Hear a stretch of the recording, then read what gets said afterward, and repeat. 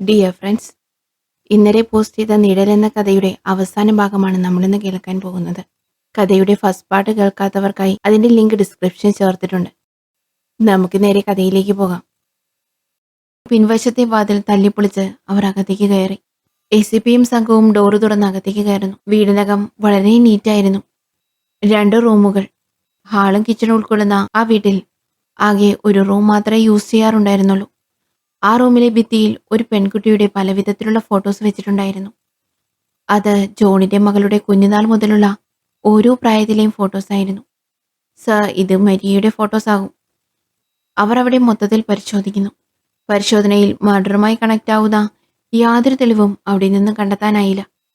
Search കഴിഞ്ഞതിന് ശേഷം അവർ ആ വീട്ടിൽ തന്നെ സ്റ്റേ ചെയ്യുന്നു. രാത്രിയേറെ വൈകി ഏകദേശം ഒരു 12 മണിക്ക് ശേഷം ജോൺ അവിടേക്ക് ഒരു വണ്ടിയിൽ വന്നിറങ്ങുന്നു. ചുറ്റും നോക്കിയതിനു ശേഷം ജോൺ മുൻവശത്തെ വാതിൽ തുറന്ന് അകത്തേക്ക് കയറി. ഉള്ളിലേക്ക് കയറി താൻ ഉപയോഗിക്കുന്ന റൂമിലേക്ക് ചെന്ന് ലൈറ്റ് ഇടുമ്പോൾ അവിടെ ചെയറിൽ ACP ഫൈസലും ചുറ്റും 2 പോലീസുകാരും നിൽക്കുന്നു. പോലീസിനെ കണ്ട് ജോൺ ഓടുമെന്ന് കരുതി പുറത്തുനിന്ന പോലീസുകാർ അലേർട്ടായി. എന്നാൽ ജോണിന്റെ ഭാഗത്തു നിന്നും അങ്ങനെ യാതൊന്നും ഉണ്ടായില്ല. അയാളുടെ മുഖത്തെ ഭാവം പോലും പോലീസുകാരെ പ്രതീക്ഷിച്ചതുപോലെയാണ്. എന്താ ജോൺ, പേടിച്ചുപോയോ? പെട്ടെന്ന് ഇരട്ടത്തെ ആളെ കണ്ടപ്പോൾ ഒന്ന് പേടിച്ചു. ഞങ്ങളിവിടെ പ്രതീക്ഷിച്ചില്ല അല്ലേ? ഏയ്, ക്രിസ്റ്റി അറസ്റ്റ് ചെയ്തപ്പോൾ തൊട്ടേ നിങ്ങളെ ഞാൻ പ്രതീക്ഷിച്ചിരുന്നു. പക്ഷേ ഇത്ര പെട്ടെന്ന് ഇവിടെ എത്തുമെന്ന് കരുതിയില്ല. അതങ്ങനെയല്ലേ സാർ, എത്ര ബ്രില്യൻ്റായി കാര്യങ്ങൾ ചെയ്താലും ഒരു തെളിവ് എവിടെയെങ്കിലും കാണുമല്ലോ. എന്നാ പിന്നെ നമുക്ക് പോയാലോ? ഓ. അവർ ജോണിനെയും കൂട്ടി ACP ഓഫീസിലേക്ക് ചെല്ലുന്നു.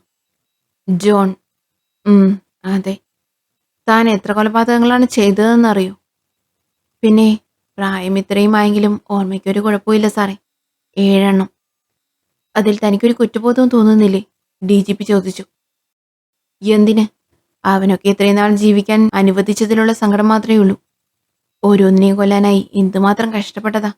ലേശം കുറ്റബോധം പോലും എനിക്കില്ല. എന്തായിരുന്നു മോട്ടീവ്? ഇത്രയും കണ്ടുപിടിച്ച സ്ഥിതിക്ക് അതുകൂടി സാറുമാരെ കണ്ടുപിടിക്കേ. അത് കേട്ട് ഫൈസൽ ഒരു പുഞ്ചിരി പാസാക്കുന്നു. ഈ മുഖവര ആവശ്യമൊന്നുമില്ല. താനാണ് കൃത്യം ചെയ്തതിന് തെളിവുകളുണ്ട്. കൂട്ടുപ്രതിയും ഞങ്ങളുടെ കസ്റ്റഡിയിലുണ്ട്. ശരി, ഞങ്ങൾ തന്നെ തുടങ്ങിത്തരാം. ജോണിന് എല്ലാമായി ആകെ ഉണ്ടായിരുന്നത് ഒരു മകള് മാത്രം. പേര് മരിയ ജോൺ. മെഡിസിന് പഠിക്കുമ്പോൾ അവൾക്ക് ഒരു അപകടം സംഭവിക്കുന്നു. അതൊരു സാധാരണ അപകടമായിരുന്നില്ല. ഒരു പെൺകുട്ടിക്ക് സംഭവിക്കാവുന്ന ഏറ്റവും വലിയ നഷ്ടം. തൻ്റെ മകളെ ക്രൂരമായി കുറച്ച് ചെന്നായ്ക്കൾ ആക്രമിക്കുന്നു. പിന്നെ മരിയ ജീവിതത്തിലേക്ക് വന്നിട്ടില്ല. ആദ്യം കോമയിലാകുന്നു. പിന്നെ പതിയെ ആ കുട്ടി മരണത്തിലേക്ക്. തൻ്റെ മകളോട് ക്രൂരത ചെയ്തവരോടുള്ള ഒരച്ഛൻ്റെ പ്രതികാരം. റൈറ്റ്? അത് ശരിയെന്ന വിധം ജോൺ തലയാട്ടുന്നു. ഗുഡ്. പിന്നെന്തിനാ സാറേ ഇങ്ങനൊരു ചോദ്യം ചെയ്യല്? അതിൻ്റെ ആവശ്യമുണ്ടോ? ഇതൊക്കെ ഒരു ഫോർമാലിറ്റി അല്ലേ ജോൺ? എനിക്കറിയാനുള്ളത് മറ്റൊന്ന്. ആ അപകടത്തിൽ കോമയിലേക്ക് പോയി തൻ്റെ മകൾക്ക് മാത്രം അറിയാവുന്ന കാര്യം. അവളോട് ആ ക്രൂരത ചെയ്തത് ആരൊക്കെയാണെന്ന് നിങ്ങൾ എങ്ങനെ മനസ്സിലാക്കി? അതൊക്കെ മനസ്സിലാക്കി സാറേ. എടോ, ഈ പ്രായത്തിൽ വെറുതെ കൂമ്പ് വാഴണമെങ്കിൽ മര്യാദക്ക് സത്യം പറഞ്ഞോ. ഇല്ലെങ്കിൽ ഇനിയിപ്പോൾ ജീവിക്കണമെന്നൊന്നും ആഗ്രഹമില്ല സാറേ. അതുകൊണ്ട് സാറന്മാർ എന്താണെന്ന് വെച്ചാൽ ചെയ്തു. തന്നെ ഞാൻ ഏയ് പ്രവീണേ. ജോൺ, നിങ്ങൾക്ക് ഉറപ്പുണ്ടോ നിങ്ങൾ കൊലപ്പെടുത്തിയവരാണ് പ്രതികളെന്ന്? ഒരുപക്ഷെ നിങ്ങളുടെ തെറ്റിദ്ധാരണ കൊണ്ട് കൊന്നത് ചിലപ്പോൾ നിരപരാധികളായിക്കൂടെ? അങ്ങനെയാണെങ്കിൽ നിങ്ങൾ കാരണം എത്ര കുടുംബങ്ങൾക്കാണ് നഷ്ടം സംഭവിച്ചത്? അത് കേട്ട് ജോൺ പൊട്ടിച്ചിരിച്ചു. നിരപരാധികൾ, അവരാണ് എൻ്റെ മകൾക്ക് ഇങ്ങനെ സംഭവിച്ചതിന് കാരണമെന്ന് വ്യക്തമായി അറിഞ്ഞിട്ട് തന്നെയാ എല്ലാത്തിനെയും കൊന്നു തള്ളിയത്. അതെൻ്റെ ഊഹാപോഹങ്ങളോ സംശയത്തിൻ്റെയോ പേരിലല്ല. അതിനെല്ലാം സാക്ഷിയായ ആ അവസ്ഥയിൽ ഒന്നും ചെയ്യാൻ കഴിയാതെ എത്രയോ വേദന സഹിച്ച എൻ്റെ പൊന്നുമോട് പറഞ്ഞിട്ട് തന്നെയാ. നോ, നിങ്ങൾ പറയുന്ന കള്ളാണ്. നിങ്ങളുടെ മകൾ കോമയിലായിരുന്നു. ജീവിതത്തിലേക്ക് തിരികെ വരില്ലെന്ന് പല ഡോക്ടേഴ്സും പറഞ്ഞിരുന്നു. അങ്ങനെ മരണം കാത്തു കിടക്കുന്ന തൻ്റെ മകള് നിങ്ങളോട് പറഞ്ഞെന്ന് പറഞ്ഞാൽ ഞങ്ങൾക്കത് വിശ്വസിക്കാനാകില്ല. സാറ് വിശ്വസിക്കുകയോ വിശ്വസിക്കാതിരിക്കുകയോ ചെയ്. പക്ഷെ ഞാൻ പറഞ്ഞത് സത്യം. ഡോക്ടർമാർക്ക് മുകളിൽ ഒരാളുണ്ട്, ദൈവം. ഒരിക്കലും ജീവിതത്തിലേക്ക് വരില്ലെന്നും ഇങ്ങനെ നരയിപ്പിക്കാതെ കൊന്നുകളയാൻ ഡോക്ടേഴ്സ് ഉൾപ്പെടെ പലരും പറഞ്ഞു. പക്ഷെ ഞാൻ വിട്ടുകൊടുത്തില്ല. നോക്കി പൊന്നുപോലെ ചികിത്സിച്ചു ഒരുപാട് നാൾ. അവസാനം കർത്താവ് എനിക്ക് അവളെ തിരികെ തന്നു. അവൾ സംസാരിച്ചു, എഴുന്നേറ്റിരുന്നു. അവൾക്ക് സംഭവിച്ചതിന് കാരണക്കാരായവർ ആരൊക്കെയാണെന്ന് അവൾ അക്കമിട്ട് പറഞ്ഞു. പിന്നെ എന്തുകൊണ്ടാണ് നിങ്ങൾ അന്ന് തന്നെ കേസ് കൊടുക്കാതിരുന്നത്? എന്തിനാ സാറേ, നാട് മുഴുവൻ അറിഞ്ഞ് സഹതാപം വാങ്ങിക്കൂട്ടാനോ? അതോ നീതിക്ക് വേണ്ടി കരഞ്ഞും പോരാടിയും കോടതികൾ കയറി ഇറങ്ങാനോ? അതിനേക്കാൾ നല്ലതല്ലേ സാറേ, എന്റെ കൈകൊണ്ട് കൊന്നിട്ട് സമാധാനത്തോടെയും നീതി കിട്ടിയെന്ന സന്തോഷത്തോടെയും ശിഷ്ടകാലം ജയിലിൽ കിടക്കുന്നേ. ഇപ്പൊ നിങ്ങളുടെ മകൾ എവിടെയുണ്ട്? അവള് പോയി സാറേ. എന്റെ കുഞ്ഞ് അവസാനമായി എന്നോട് ആവശ്യപ്പെട്ടത് മുഴുവനായും കാണാൻ നിൽക്കാതെ അവള് പോയി. ജോൺ അപ്പോഴേക്കും കരയാൻ തുടങ്ങിയിരുന്നു. ഫൈസൽ സർ, അയാൾ കുറ്റം സമ്മതിച്ച സ്ഥിതിക്ക് ബാക്കി ചോദ്യം ചെയ്യലൊക്കെ കോടതിയിൽ ഹാജരാക്കി കസ്റ്റഡിയിൽ വാങ്ങിയിട്ട് മതി. പ്രതിയെ കിട്ടിയ സ്ഥിതിക്ക് ഒരു വാർത്താ സമ്മേളനം വെച്ച മീഡിയയ്ക്ക് മുന്നിൽ പ്രതിയെ വെളിപ്പെടുത്തേണ്ടേ സാർ? ഇപ്പൊ വേണ്ട. ശരിക്കും യഥാർത്ഥ പ്രതി ജോണല്ല. ജോണും ക്രിസ്റ്റഫറും കൂട്ടുപ്രതികളും മാത്രമാണ്. What you mean? Sir, postmortem ചെയ്ത ഡോക്ടർ പറഞ്ഞതനുസരിച്ചാണെങ്കിൽ കൊലയാളി ഒരു ഡോക്ടറാകാനാണ് സാധ്യത. അങ്ങനെയാണെങ്കിൽ ഒരു പക്ഷേ കൊലപാതകങ്ങൾ ചെയ്തിരിക്കുന്നത് ജോണിന്റെ മകൾ മരിയയാകാം. അതിനാ കുട്ടി മരിച്ചുപോയെന്നല്ലേ സാർ അയാൾ പറയുന്നേ? അത് അയാൾ കള്ളം പറഞ്ഞതായിക്കൂടെ, സ്വന്തം മകളെ നിയമത്തിന് വിട്ടുകൊടുക്കാതിരിക്കാൻ? അത് മാത്രമല്ലല്ലോ സാർ, ആ ഡോക്ടർ പറഞ്ഞത് എക്സ്പീരിയൻസ് ആയിട്ടുള്ള ഒരു ഡോക്ടർ ആകാമെന്നല്ലേ? അപ്പൊ പിന്നെ അത് മരിയാകുമോ? ഷീസ് ബ്രില്യൻ, ഒരു മെഡിക്കൽ സ്റ്റുഡൻറ്. ഇപ്പൊ പിന്നെ എല്ലാം പഠിക്കുന്നതിന് മാർഗങ്ങൾ ഒരുപാടുണ്ടല്ലോ. മുകളിൽ നിന്ന് നല്ല പ്രഷറുണ്ട് ഫൈസൽ. പിന്നെ മീഡിയയുടെ കാര്യം പറയണ്ടല്ലോ. തൽക്കാലം നമുക്ക് ജോണിനെയും ക്രിസ്റ്റഫറിനെയും കോടതിയിൽ ഹാജരാക്കാം. ആ, ഓക്കെ സർ. അടുത്ത ദിവസം തന്നെ അവർ രണ്ടാളെയും കോടതിയിൽ ഹാജരാക്കി. കോടതി വളപ്പിൽ വെച്ച് പ്രവീണിന്റെ ഫോണിലേക്ക് ഒരു കോൾ വന്നു. പ്രവീൺ അത് അറ്റൻഡ് ചെയ്തില്ല. വീണ്ടും വീണ്ടും കോൾ വന്നുകൊണ്ടിരുന്നു. അവസാനം പ്രവീൺ കോൾ അറ്റൻഡ് ചെയ്തു. എന്താടേ? അത് പ്രവീണിന്റെ വൈഫായിരുന്നു. ഞാൻ എത്ര നേരമായി വിളിക്കുന്നു, ഒന്ന് ഫോൺ എടുത്തൂടെ? ഞാൻ കോടതിയിലാണ്. എന്താ കാര്യം? ഏട്ടാ, എൻ്റെ അച്ഛൻ 2 ദിവസമായി മിസ്സിംഗ് ആണ്. അങ്ങേരെ എവിടെയെങ്കിലും കുപ്പി കിട്ടുമെന്ന് നോക്കിപ്പോയതാകും. ഇതങ്ങനെയല്ലേ ഏട്ടാ, ഇതിപ്പോ 2 ദിവസം കഴിഞ്ഞു. എടീ, അതിന് ഞാൻ എന്ത് ചെയ്യാനാണ്? നീ അടുത്ത സ്റ്റേഷനിൽ പോയി ഒരു കംപ്ലൈന്റ് കൊടുക്ക്. അല്ലേട്ടാ, ദേ മനുഷ്യനൊന്നാമത് വലിയൊരു കേസിന്റെ പിന്നാലെയാണ്. അപ്പോഴാണ് അവളുടെ അച്ഛന്റെ കാര്യം. അങ്ങേര് കുഞ്ഞൊന്നല്ലല്ലോ, പോയതുപോലെ തിരികെ വന്നോളൂ. ഏട്ടാ, ഞാൻ പറയുന്നത്, നീ ഫോൺ വെച്ചേ, ഞാൻ കുറച്ച് ബിസിയാണ്. പ്രവീൺ കോള് കട്ട് ചെയ്യുന്നു. അതിനുശേഷം തനിയെ പെറുപിറുക്കുന്നു. ആനക്കാര്യത്തിൻ്റെ ഇടക്കാണ് അവളുടെ ഒരു ചേനക്കാര്യം. കോടതി കൂടുതൽ ചോദ്യം ചെയ്യുന്നതിനായി രണ്ടാളെയും പോലീസ് കസ്റ്റഡിയിലേക്ക് വിടുന്നു. അതിനടുത്ത ദിവസം രാവിലെ ACPയുടെ ഫോണിലേക്ക് പ്രവീണിന്റെ കോള് വരുന്നു.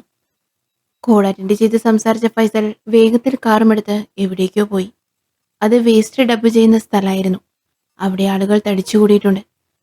കുറേ മീഡിയാസും. ഫൈസലിന്റെ വാഹനം വരുന്നത് കണ്ട് പ്രവീൺ ആളുകളെ മാറ്റി. വരൂ സർ. സെയിം പാറ്റേൺ ആണോ? ആ, അതെ സർ. ആളാരാണെന്ന് തിരിച്ചറിഞ്ഞോ? ഇല്ല സർ. പ്രവീണും ACPയും ബോഡിക്കരികിലേക്ക് ചെല്ലുന്നു. ചാക്കിൽ കിട്ടിയ നിലയിലായിരുന്നു ബോഡി. തലയുടെ ഭാഗം മിസ്സിംഗ് ആയതിനാൽ ആളെ തിരിച്ചറിയാൻ ബുദ്ധിമുട്ടായിരുന്നു. ബോഡി കണ്ടത് ഇവിടെ ജോലി ചെയ്യുന്നവരാണ് സർ. ഫോറൻസിക് വന്നു, തെളിവുകൾ ശേഖരിക്കുന്നു. ആ ബോഡിയുടെ പാൻറിന്റെ പോക്കറ്റിൽ ഒരു പേപ്പർ ഉണ്ടായിരുന്നു. ഫോറൻസിക് ഉദ്യോഗസ്ഥൻ അത് ഫൈസലിന്റെ കയ്യിലേക്ക് കൊടുത്തു. അദ്ദേഹം അത് തുറന്നു വായിച്ചു. അതിൽ മരണപ്പെട്ട ആളുടെ ഫോട്ടോയും ഡീറ്റെയിൽസുമായിരുന്നു. പേര് സ്വാമിനാഥൻ, വയസ്സ് 70. അഡ്രസ്സും എഴുതിയിരുന്നു അതിൽ. പ്രവീൺ അത് വാങ്ങി വായിച്ചു നോക്കുന്നു. സാർ, ഇതെന്റെ വൈഫിന്റെ അച്ഛനാണ്. ആള് മിസ്സിംഗ് ആണെന്ന് വൈഫ് പറഞ്ഞിരുന്നു. എന്ന്? ഇന്നലെയാ പറഞ്ഞേ. എന്നിട്ട് കംപ്ലൈന്റ് കൊടുത്തിരുന്നോ? അടുത്തുള്ള സ്റ്റേഷൻ കൊടുത്തിരുന്നു സർ. ആളെന്താ ചെയ്യുന്നേ? ആളിപ്പോ വീട്ടിലൊന്നും ചെയ്യുന്നില്ല. കോൺസ്റ്റബിൾ ആയിരുന്നു, റിട്ടയർഡായി. വീട്ടിൽ ചുമ്മാതിരിപ്പാണ്. ഫുൾ ടൈം തണ്ണിയാ സാർ. പ്രവീൺ, വീട്ടിൽ വിളിച്ച് കാര്യം പറയൂ. ബോഡി സോമനാഥന്റെ ആണോ എന്ന് കൺഫേം ചെയ്യണം. അഞ്ജന? ആ സാർ. ഗോപിനാഥൻ SI ആയിരുന്നു സ്റ്റേഷനിൽ.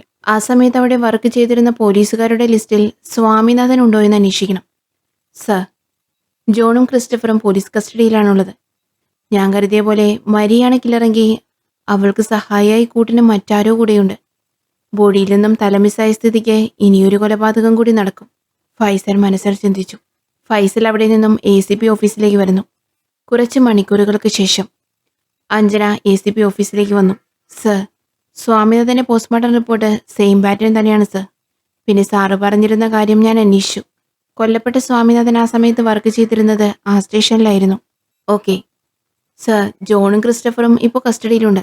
സാറ് പറഞ്ഞതുപോലെ പുറത്തുള്ളത് മരിയാകാനാണ് ചാൻസ്. പക്ഷേ ജോണിന്റെ മൊഴി അനുസരിച്ചാണെങ്കിൽ മരിയം മരിച്ചു കഴിഞ്ഞു. അപ്പൊ പിന്നെ മരിയാണിത് ചെയ്യുന്നതെങ്കിൽ അവൾക്കൊപ്പം കൂട്ടായി വേറെ ആരോ ഒരാൾ കൂടിയുണ്ട്. അല്ലെങ്കിൽ അവർക്ക് വേണ്ടി വേറൊരാളായിരിക്കാം ഈ കൊലപാതകമൊക്കെ ചെയ്തിട്ടുണ്ടാവുക. അങ്ങനെയെങ്കിൽ ആരാകും അയാൾ? അന്വേഷണത്തിൽ ആദ്യം മുതലുള്ള കാര്യങ്ങൾ ഫൈസൽ ഒന്നുകൂടി റിപ്പീറ്റ് ചെയ്ത് ആലോചിക്കുന്നു. ഫോണിൽ റെക്കോർഡ് ചെയ്ത സാക്ഷികളുടെ മൊഴികളും കേൾക്കുന്നു. അപ്പോഴാണ് അതിൽ ഓർഫനേജിലെ സ്റ്റാഫും ജോൺ വാടകയ്ക്ക് താമസിച്ച വീടിനടുത്തുള്ള ആളും ഒരു പയ്യനെക്കുറിച്ച് പറഞ്ഞത് ഫൈസൽ ശ്രദ്ധിക്കുന്നത്. ഒരു പയ്യനാണ് സർ കുഞ്ഞിനെ ഇവിടേക്ക് കൊണ്ടുവന്നത്. ജോണിന്റെ ബന്ധുക്കളാരും ഇവിടേക്ക് വരാറില്ലേ?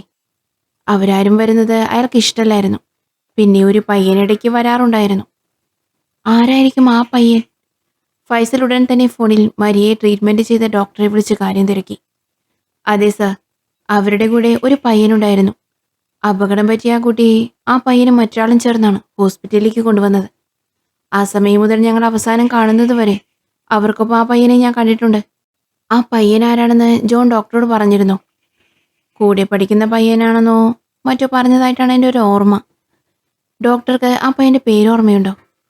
പേര് സോറി സർ, ഞാനത് ഓർക്കുന്നില്ല. Okay, thank you doctor.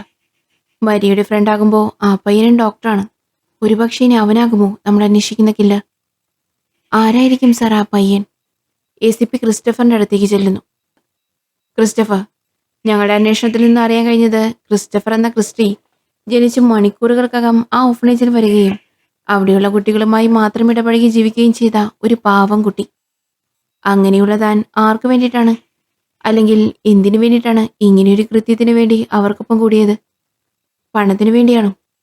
അതോ മറ്റെന്തെങ്കിലും? എൻ്റെ അമ്മയ്ക്ക് വേണ്ടിയാ സാറേ. അത് കേട്ട് ഫൈസൽ ഒന്ന് ചിരിക്കുന്നു. സ്വന്തം മാതാപിതാക്കൾ ആരെന്നറിയാത്ത നിനക്ക് ഏതമ്മ?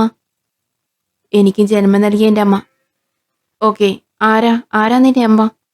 എന്താ നിന്റെ അമ്മയുടെ പേര്? കുറച്ചു സമയം മൗനമായിരുന്നതിന് ശേഷം ക്രിസ്റ്റി ആ പേര് പറയുന്നു. മരിയ. നോ, നിന്റെ അമ്മ മരിയയല്ല. ജോൺ നിന്നെ തെറ്റിദ്ധരിപ്പിച്ചതാണ്. നീ വിചാരിക്കുന്നത് പോലെ ജോണിന്റെ മകള് മരിയല്ല നിന്റെ അമ്മ. മാസങ്ങളോളം കോമയിൽ കിടന്ന് അവളെ ചികിത്സിച്ച ഡോക്ടർ ആ കാര്യം സ്ഥിരീകരിച്ചതാണ്. നിനക്ക് വിശ്വാസമാകുന്നില്ലെങ്കിൽ അയാളുടെ വായിൽ നിന്ന് തന്നെ ആ സത്യം ഞാൻ പറയിപ്പിക്കാം. വേണ്ട സാർ, എൻ്റെ അമ്മയുടെ പേര് മരിയ എന്നാണ്. മരിയ ജോൺ എന്നല്ല. ജോണിന്റെ മകൾ മരിയ ജോൺ അല്ല നിന്റെ അമ്മ എന്നാണ് നീ പറഞ്ഞു വരുന്നത്. ഓക്കെ, അപ്പൊ പിന്നെ നിന്റെ അമ്മയും ജോണും തമ്മിൽ എന്താ ബന്ധം? ഒരു ബന്ധവും ഇല്ല. ഒരു ബന്ധമില്ലെങ്കിൽ പിന്നെ എന്തിനു വേണ്ടിയാണ് നീ അവർക്കൊപ്പം ചേർന്നത്?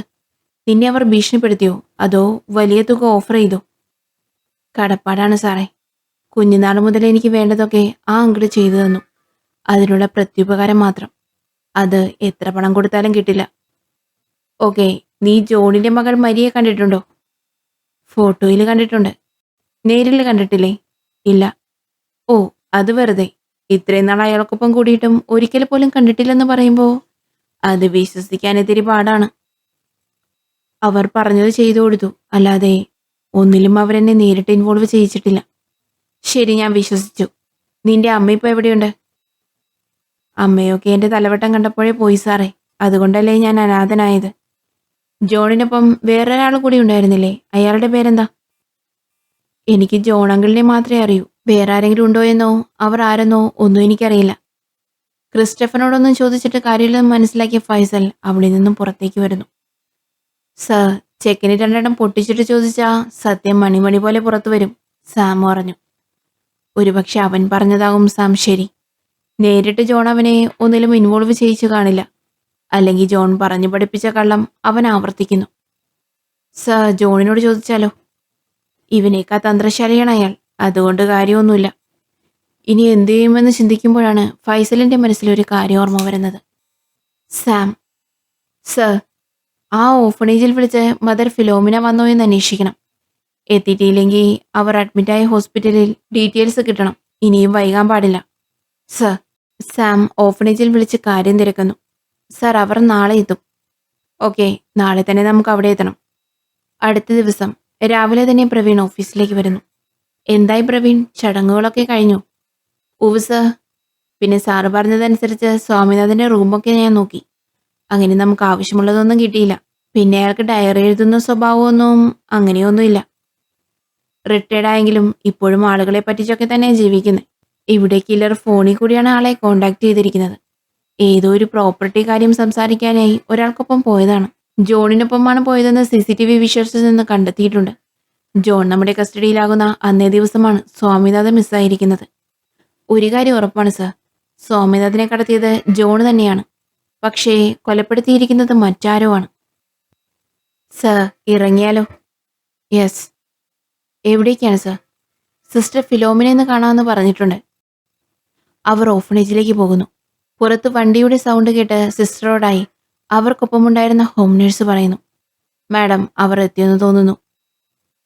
മാസ്കൊക്കെ വെച്ച് അതീവ സുരക്ഷയോടെ ഫൈസലും സംഘവും അകത്തേക്ക് കയറുന്നു. സിസ്റ്റർ ബെഡിലിരിക്കുമായിരുന്നു. കയ്യിലൊരു ഡയറി ഉണ്ടായിരുന്നു. നമസ്കാരം സിസ്റ്റർ, എൻ്റെ പേര് ഫൈസൽ, ACP ആണ്. ഇരിക്കണം സാർ. സാർ എന്നെ അന്വേഷിച്ചു വന്നിരുന്നു എന്ന് അറിഞ്ഞിരുന്നു. എന്താ സാർ സാറിന് എന്നിൽ നിന്നും അറിയേണ്ടത്? ഞങ്ങൾക്ക് ക്രിസ്റ്റഫറെ കുറിച്ച് എല്ലാ കാര്യങ്ങളും അറിയണം. ഇവിടേക്ക് ഓരോ കുട്ടികളെ കിട്ടുമ്പോഴും ആ സമയത്തെ കാര്യങ്ങൾ ഞാൻ കുറിച്ചു വയ്ക്കാറുണ്ട്. നിങ്ങൾ അന്വേഷിച്ചു വന്നത് ക്രിസ്റ്റിയെക്കുറിച്ചായതുകൊണ്ട് നേരത്തെ തന്നെ ഞാൻ അതൊക്കെ ഒന്ന് നോക്കിയിരുന്നു. ക്രിസ്റ്റഫർ ആ കുട്ടി ഇവിടേക്ക് വരുന്നത് 19 കൊല്ലത്തിന് മുമ്പാണ്. അന്ന് നല്ല മഴയുള്ള ദിവസമായിരുന്നു. രാത്രി ഒരു 8 മണി കഴിഞ്ഞു കാണും. ഒരു 25 വയസ്സിനകം പ്രായം വരുന്ന ഒരു പയ്യൻ ഞങ്ങളുടെ ഓഫനേജിലേക്ക് കയറി വന്നു. അവന്റെ കണ്ണുകൾക്ക് പ്രത്യേക ഭംഗിയായിരുന്നു. പൂച്ചക്കണ്ണുകൾ. ആ കണ്ണുകൾ നിറഞ്ഞിരുന്നു. മുഖത്ത് നല്ല ഭയം ഉണ്ടായിരുന്നു. അവനോട് ഞാൻ അകത്തേക്ക് കയറി വരാൻ പറഞ്ഞു. അപ്പോഴാണ് അവന്റെ കയ്യിൽ ഒരു കുഞ്ഞിരിക്കുന്നത് ഞാൻ ശ്രദ്ധിക്കുന്നത്. അവൻ ആ കുഞ്ഞിനെ എൻ്റെ കയ്യിലേക്ക് തന്നു. എൻ്റെ കയ്യിലേക്ക് വന്ന കുട്ടി കരയാൻ തുടങ്ങി. കുട്ടിയുടെ കരച്ചിൽ മാറ്റാനായി ഞാൻ മറ്റൊരു സിസ്റ്ററിന്റെ കയ്യിൽ കുട്ടിയെ കൊടുത്തു. അതിനുശേഷം അവനോട് കാര്യങ്ങൾ തിരക്കി. അവൻ എവിടെ നിന്നാണ് കുട്ടിയെ കിട്ടിയതെന്ന് ഞാൻ ചോദിച്ചു. അന്നവൻ പറഞ്ഞത് അവനൊരു പെൺകുട്ടിയെ സ്നേഹിച്ചിരുന്നുവെന്നും അവർക്കുണ്ടായ കുഞ്ഞാണെന്നുമാണ്. പ്രസവത്തോടെ ആ പെൺകുട്ടി മരിച്ചെന്നുമാണ് അവൻ എന്നോട് പറഞ്ഞത്. മരണപ്പെട്ട കുട്ടിയെയും ആ പെൺകുട്ടിയുടെ പ്രസവമെടുത്ത സ്ത്രീയെയും നേരിൽ കണ്ട് ഞാൻ സംസാരിച്ചു. കൊച്ചു പയ്യൻ. ആ പ്രായത്തിൽ ഈ കുഞ്ഞിനെ നോക്കാൻ അവനാകില്ലെന്ന് മനസ്സിലാക്കിയാണ് കുഞ്ഞിനെ ഞാൻ ഏറ്റെടുത്തത്. ആദ്യമൊക്കെ ഇടയ്ക്കിടയ്ക്ക് വന്ന് കുഞ്ഞിനെ കാണുമായിരുന്നു. പിന്നെ പിന്നെ വല്ലപ്പോഴുമായി. എന്നാലും കുട്ടിക്ക് ആവശ്യമുള്ള കാര്യങ്ങളൊക്കെ ആ പയ്യൻ ഒരു കുറവും കൂടാതെ ചെയ്യുമായിരുന്നു. ആ പയ്യന് ബന്ധുക്കളാരുമില്ലേ? ഇല്ലെന്നാണ് അവൻ പറഞ്ഞത്. ആ പയ്യന്റെയും പെൺകുട്ടിയുടെയും പേര് എന്തായിരുന്നുവെന്ന് സിസ്റ്ററിന് അറിയോ? അറിയാം. പയ്യന്റെ പേര് ജോൺ, പെൺകുട്ടിയുടെ പേര് മരിയ. ആ പയ്യനിപ്പോൾ എവിടെയാണെന്നറിയോ? ഓ, അതറിയില്ല. Thank you sister. വലിയൊരു ഇൻഫർമേഷനാണ് സിസ്റ്റർ തന്നത്. അവിടെ നിന്നും പുറത്തിറങ്ങിയ ഫൈസലും സംഘവും ഇതേക്കുറിച്ച് ഡിസ്കസ് ചെയ്യുന്നു. സർ, ഇതിപ്പോ ആര് പറയുന്നതാണ് വിശ്വസിക്കേണ്ടത്? ജോണ് പറയുന്നു കോമയിൽ കിടന്നിരുന്ന അയാളുടെ മകൾ എഴുന്നേറ്റ് ആ അവസ്ഥയ്ക്ക് കാരണക്കാരായവർ ആരാണെന്ന് പറഞ്ഞെന്ന്. ക്രിസ്റ്റഫർ പറയുന്നു അവന്റെ അമ്മയ്ക്ക് വേണ്ടിയാണ് ഇതൊക്കെ ചെയ്യുന്നതെന്ന്. എന്നാൽ ജോണിന്റെ മകളല്ല അവന്റെ അമ്മയെന്ന്. അപ്പോ എത്ര ജോണും എത്ര മരിയയും ഉണ്ട് സർ? ശരിക്കും ആരായിരിക്കും ഈ ജോൺ? ആദ്യം ജോണിന്റെ മകൾ മരിയ ജോൺ തന്നെയാണോ ക്രിസ്റ്റഫറിന്റെ മദർ എന്ന കാര്യത്തിൽ ഉറപ്പുവരുത്തണം. അല്ലെന്നല്ലേ സാർ അവൻ പറഞ്ഞത്? ACP സംഘവും മരിയ ട്രീറ്റ്മെന്റ് നടത്തിയ ഡോക്ടറെ കാണാനായി അദ്ദേഹത്തിന്റെ വീട്ടിലേക്ക് പോകുന്നു. സർ, ഞാൻ പറഞ്ഞത് സത്യമാണ്. എനിക്കിതിൽ കള്ളം പറയേണ്ട ആവശ്യമില്ല. അന്ന് കുട്ടിയുടെ അവസ്ഥ വളരെ മോശമായിരുന്നു. സത്യം പറഞ്ഞാൽ ആ കുട്ടിക്ക് ക്യാരിങ് ചെയ്യാൻ കഴിയില്ല. ഒരു പക്ഷേ കോമയിലായിരുന്ന മരിയ എഴുന്നേറ്റിരിക്കാം. അല്ലാതെ മറ്റൊന്നും നടക്കാൻ ഒരു ചാൻസും ഇല്ല. ഓക്കെ, അന്ന് ഞാൻ ഡോക്ടറെ വിളിച്ചപ്പോൾ അവർക്കൊപ്പം ഉണ്ടായിരുന്ന ഒരു പയ്യനെ പറ്റി പറഞ്ഞിരുന്നല്ലോ. അവന്റെ പേര് ജോൺ എന്നാണോ? അങ്ങനെയെന്തോ ആയിരുന്നു. ഞാൻ പറഞ്ഞല്ലോ സർ, എനിക്ക് ഓർമ്മ കിട്ടുന്നില്ല. ആ പയ്യനിൽ എന്തെങ്കിലും പ്രത്യേകത ഉണ്ടായിരുന്നു? പ്രത്യേകത എന്ന് പറയാൻ കണ്ണുകൾക്ക്. ഡോക്ടർ ആലോചിക്കുന്നു. ആ യെസ്, താങ്ക് യു ഡോക്ടർ. അപ്പോ ക്രിസ്റ്റഫറിനെ ഓഫനേജിൽ കൊണ്ടു കൊടുത്ത ആ പയ്യൻ തന്നെയാണ് ജോണിനൊപ്പം ഉണ്ടായിരുന്നത്. അവന്റെ പേരും ജോൺ എന്നാണ്. യഥാർത്ഥ കില്ലർ അവനാണ്, ജോൺ. സർ, അപ്പോൾ മരിയ ജോൺ ജോൺ സ്നേഹിക്കുന്ന പെൺകുട്ടിയായിരുന്നില്ലേ? അങ്ങനെയെങ്കിൽ ആ കുട്ടി പ്രസവത്തോടെ മരിച്ചെന്നും അവർക്കുണ്ടായ കുട്ടിയാണ് ക്രിസ്റ്റഫർ എന്നുമല്ല ജോൺ സിസ്റ്ററിനോട് പറഞ്ഞത്. എന്നാൽ ക്രിസ്റ്റഫർ പറയുന്നു അവന്റെ അമ്മ മരിയ ജോൺ അല്ലെന്ന്. ആകെ മൊത്തം കൺഫ്യൂഷൻ ആയല്ലോ സർ. ഡോക്ടർ ഉറപ്പിച്ചു പറഞ്ഞ സ്ഥിതിക്ക് മരിയയ്ക്ക് ഒരു കുഞ്ഞിന് ജന്മം നൽകാൻ കഴിയില്ല. അപ്പോൾ പിന്നെ ഇതിനിടയിൽ അവർക്ക് മാത്രം അറിയാവുന്ന എന്തോ ഒന്ന് നടന്നിട്ടുണ്ട്. അതെന്താണെന്ന് അറിയണമെങ്കിൽ ഈ ജോണിനെ ആദ്യം കണ്ടെത്തണം. അന്ന് കോളേജിലെ ജോൺ എന്ന പേരുള്ള സ്റ്റുഡൻറ്റിൻ്റെ ഡീറ്റെയിൽസ് എടുത്തിരുന്നില്ലേ? ആ, ഉവ്വ് സർ. അതിലാരോ ആകാം നമ്മൾ അന്വേഷിക്കുന്ന ജോൺ. അവർ ACP ഓഫീസിലേക്ക് പോകുന്നു. മറ്റു ചില കാര്യങ്ങൾ അന്വേഷിക്കാനായി സാമിനെയും അഞ്ജനെയും ഏൽപ്പിക്കുന്നു. ഫൈസൽ കസ്റ്റഡിയിലുള്ള ജോണിനോട് സംസാരിക്കുകയാണ്. എന്താ സാർ, അന്വേഷണമൊക്കെ ഏത് വഴിയായി? ആ, നടക്കുന്നുണ്ട്. ഈ ജോൺ ഇപ്പോൾ എവിടെയുണ്ട്? ജോൺ ചിരിച്ചുകൊണ്ട് മറുപടി പറയുന്നു. ഞാൻ നിങ്ങളുടെ കൺമുന്നിൽ തന്നെയല്ലേ സാർ ഇരിക്കുന്നേ? ഓ, തമാശ. പക്ഷെ എനിക്ക് അത് കേൾക്കാൻ തീരെ സമയമില്ല. ഞാൻ ചോദിച്ചത് അന്ന് മരിയയെ ഹോസ്പിറ്റലിൽ എത്തിച്ച നിങ്ങൾക്കൊപ്പം ഉണ്ടായിരുന്ന ജോൺ എവിടെയാണെന്നാണ്. അത് കേൾക്കുമ്പോൾ ജോൺ ഒന്ന് പതറുന്നു. എന്താ ജോൺ? സാർ എന്തൊക്കെയാ പറയുന്നേ? ഞാനാണ് ജോൺ. സാർ ഈ പറയുന്ന ആളെ എനിക്കറിയില്ല. ഞാൻ പറഞ്ഞല്ലോ, ഈ കൊലപാതകങ്ങളൊക്കെ ചെയ്തത് ഞാനാണ്. അപ്പൊ സ്വാമിനാഥനെ കൊന്നതാരാ? സ്വാമിനാഥനെ കൊല്ലാൻ ഞാൻ മറ്റൊരാൾക്ക് കൊട്ടേഷൻ കൊടുത്തു. ആർക്ക്? അത് ഞാൻ പറയില്ല. തന്റെ വായിൽ നിന്നും ഒന്നും വരില്ലെന്നറിയാം. പറയിക്കാൻ അറിയാഞ്ഞിട്ടല്ല. താൻ നോക്കിക്കോ, 2 ദിവസത്തിനകം തിരശ്ശീലയ്ക്ക് പുറകിലിരിക്കുന്ന തന്റെ മകളുടെ കാമുകൻ ജോണിനെ ഞാൻ പുറത്തു കൊണ്ടുവരും. അടുത്ത ദിവസം ACP ഓഫീസ്. സർ, അഞ്ജന വന്ന് സല്യൂട്ട് ചെയ്തു. അന്ന് മരിയയുടെ അടുത്ത സുഹൃത്തായ കുട്ടിയെ കണ്ടുപിടിച്ചു. ആള് PSP ഹോസ്പിറ്റലിൽ വർക്ക് ചെയ്യുക. ഇന്ന് വൈകിട്ട് വീട്ടിൽ വെച്ച് മീറ്റ് ചെയ്യാന്ന് പറഞ്ഞിട്ടുണ്ട്. ഗുഡ്. അന്നേ ദിവസം വൈകുന്നേരം ACP സംഘവും ഡോക്ടറുടെ വീട്ടിലേക്ക് പോകുന്നു. ഡോക്ടറുടെ പേര് രേഷ്മ കിരൺ. ഞങ്ങൾ വന്നത് മരിയ ജോണിനെ കുറിച്ച് അറിയാനായിട്ടാണ്. ഞങ്ങളുടെ അന്വേഷണത്തിൽ പഠിക്കുന്ന ടൈമിൽ രേഷ്മയുമായിട്ട് ആ കുട്ടിക്ക് കൂടുതൽ അടുപ്പമുണ്ടായിരുന്നു എന്നതാണ്. ഉവ്, മരിയന്റെ ബെസ്റ്റ് ഫ്രണ്ട് ആയിരുന്നു. അവളെക്കുറിച്ച് പറയുവാണെങ്കിൽ ആളൊരു പാവമായിരുന്നു. പഠിക്കാൻ മിടുക്കിയായിരുന്നു. അവളുടെ പപ്പ മിലിറ്ററിയിലായതുകൊണ്ട് അവൾക്ക് ആരെയും പേടിയില്ലായിരുന്നു. ആള് നല്ല ബോൾഡായിരുന്നു. പറയേണ്ട കാര്യങ്ങൾ ആരോടാണെങ്കിലും മുഖത്ത് നോക്കി പറയും. മരിയയ്ക്ക് ജോൺ എന്ന പയ്യനുമായി അഫയർ ഉണ്ടായിരുന്ന കാര്യം രേഷ്മയ്ക്ക് അറിയാമായിരുന്നു. യെസ്, ഞങ്ങൾ സെക്കൻഡ് ഇയർ പഠിക്കുമ്പോഴാണ് ഹോസ്റ്റലിലേക്ക് മരിയയ്ക്കൊരു ലെറ്റർ വരുന്നത്. അതൊരു ലവ് ലെറ്റർ ആണെന്ന് ഞങ്ങൾ കരുതിയിരുന്നില്ല. ലെറ്റർ വായിച്ചതിന് ശേഷം അവളത് കീറിക്കളഞ്ഞു. അത് കാര്യമാക്കിയില്ല. പക്ഷെ വീണ്ടും വീണ്ടും ലെറ്റർ വന്നുകൊണ്ടേയിരുന്നു. പിന്നെ അത് ആരാണെന്ന് കണ്ടുപിടിക്കാൻ അവൾക്ക് വാശിയായി. ആളെ കൈ കിട്ടിയാൽ റിപ്പോർട്ട് ചെയ്യാനായിരുന്നു അവളുടെ പ്ലാൻ. പക്ഷേ ആള് പിടികൊടുത്തില്ല. അവസാനം അവൾ തോറ്റുപോയി. പതിയെ പതിയെ ആ വ്യക്തിയോട് അവൾക്ക് ഇഷ്ടം തോന്നി തുടങ്ങി. ആരാണെന്നറിയാതെയുള്ള പ്രണയം. പേര് പോലും അയാൾ പറഞ്ഞിരുന്നില്ല. പേര് ചോദിച്ചപ്പോൾ ക്ലൂ ആണ് തന്നത്. അവളുടെ പപ്പയുടെ പേരിൽ അവൾക്ക് ഇഷ്ടമുള്ള പേരാണ് അയാളുടേതെന്ന്. അങ്ങനെയാണ് ആളുടെ പേര് ജോൺ എന്ന് മനസ്സിലാക്കിയത്. പിന്നെ കോളേജിലുണ്ടായിരുന്ന 1-2 ജോണിനെ ഞങ്ങൾ കണ്ടുപിടിച്ചു. പക്ഷേ അവരാരും ആയിരുന്നില്ല. അപ്പോ അവർ തമ്മിൽ നേരിട്ട് കണ്ടിട്ടില്ലേ? ഇല്ല.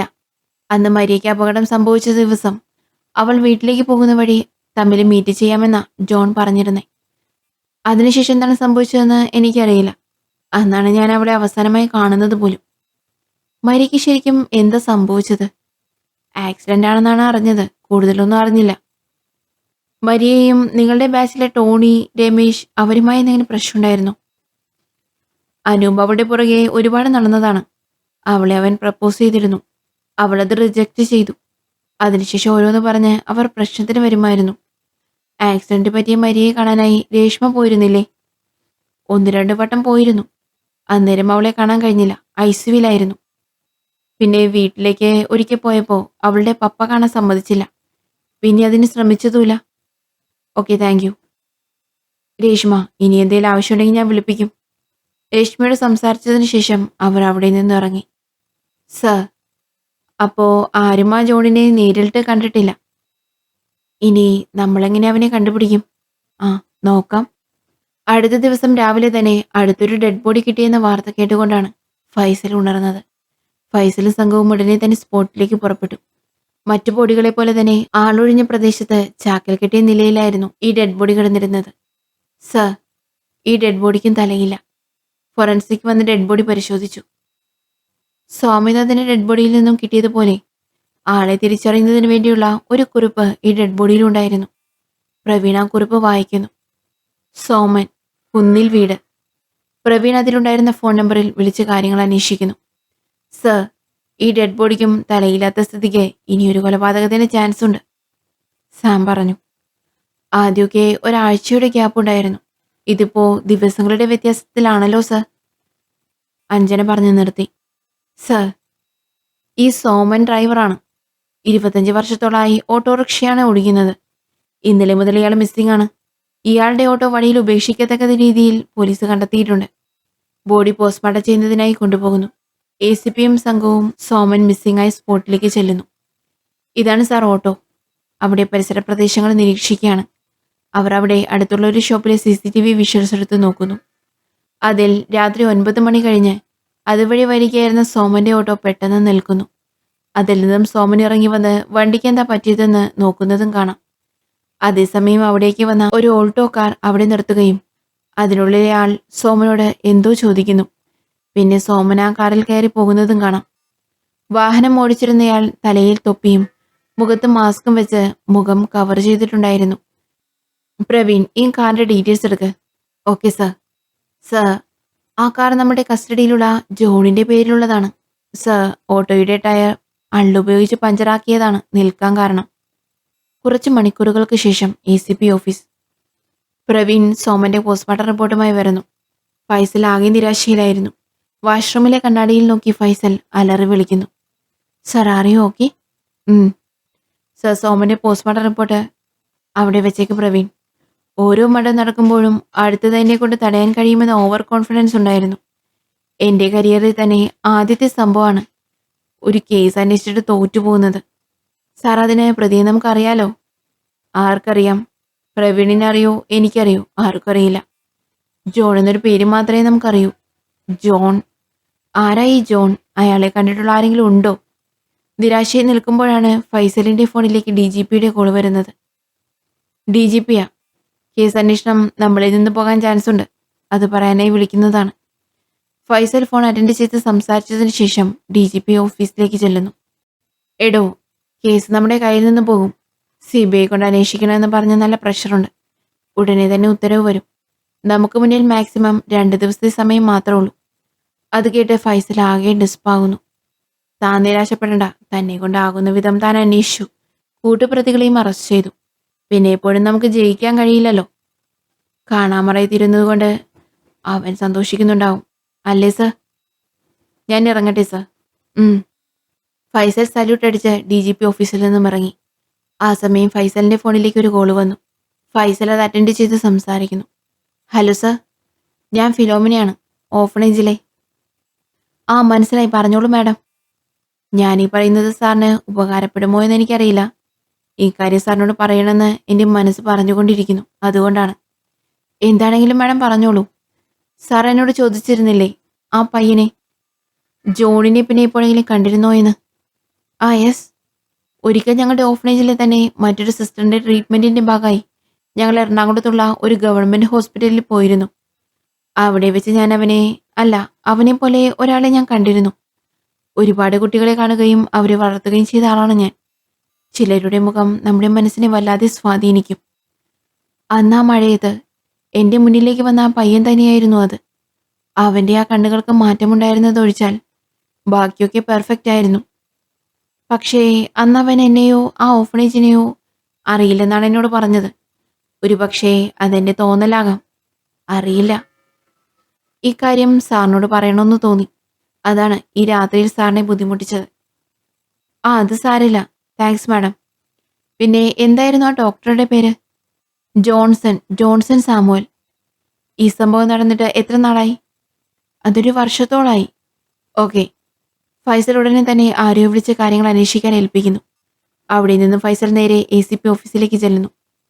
ആദ്യം മുതലുള്ള കേസിന്റെ ഡീറ്റെയിൽസ് ഓരോന്നായി വീണ്ടും വീണ്ടും നോക്കുന്നു. നേരമേറെ വൈകി. ഫൈസൽ ചെയറിൽ ചാരിക്കിടക്കുകയായിരുന്നു. കണ്ണുകൾ പതിയെ മയക്കത്തിലേക്ക് ചെന്നിരുന്നു. ആ സമയം ഫൈസലിന്റെ ഫോണിലേക്ക് ഒരു കോള് വരുന്നു. ഫോണിന്റെ ഒച്ച കേട്ട് ഫൈസൽ ഞെട്ടി ഉണർന്നു.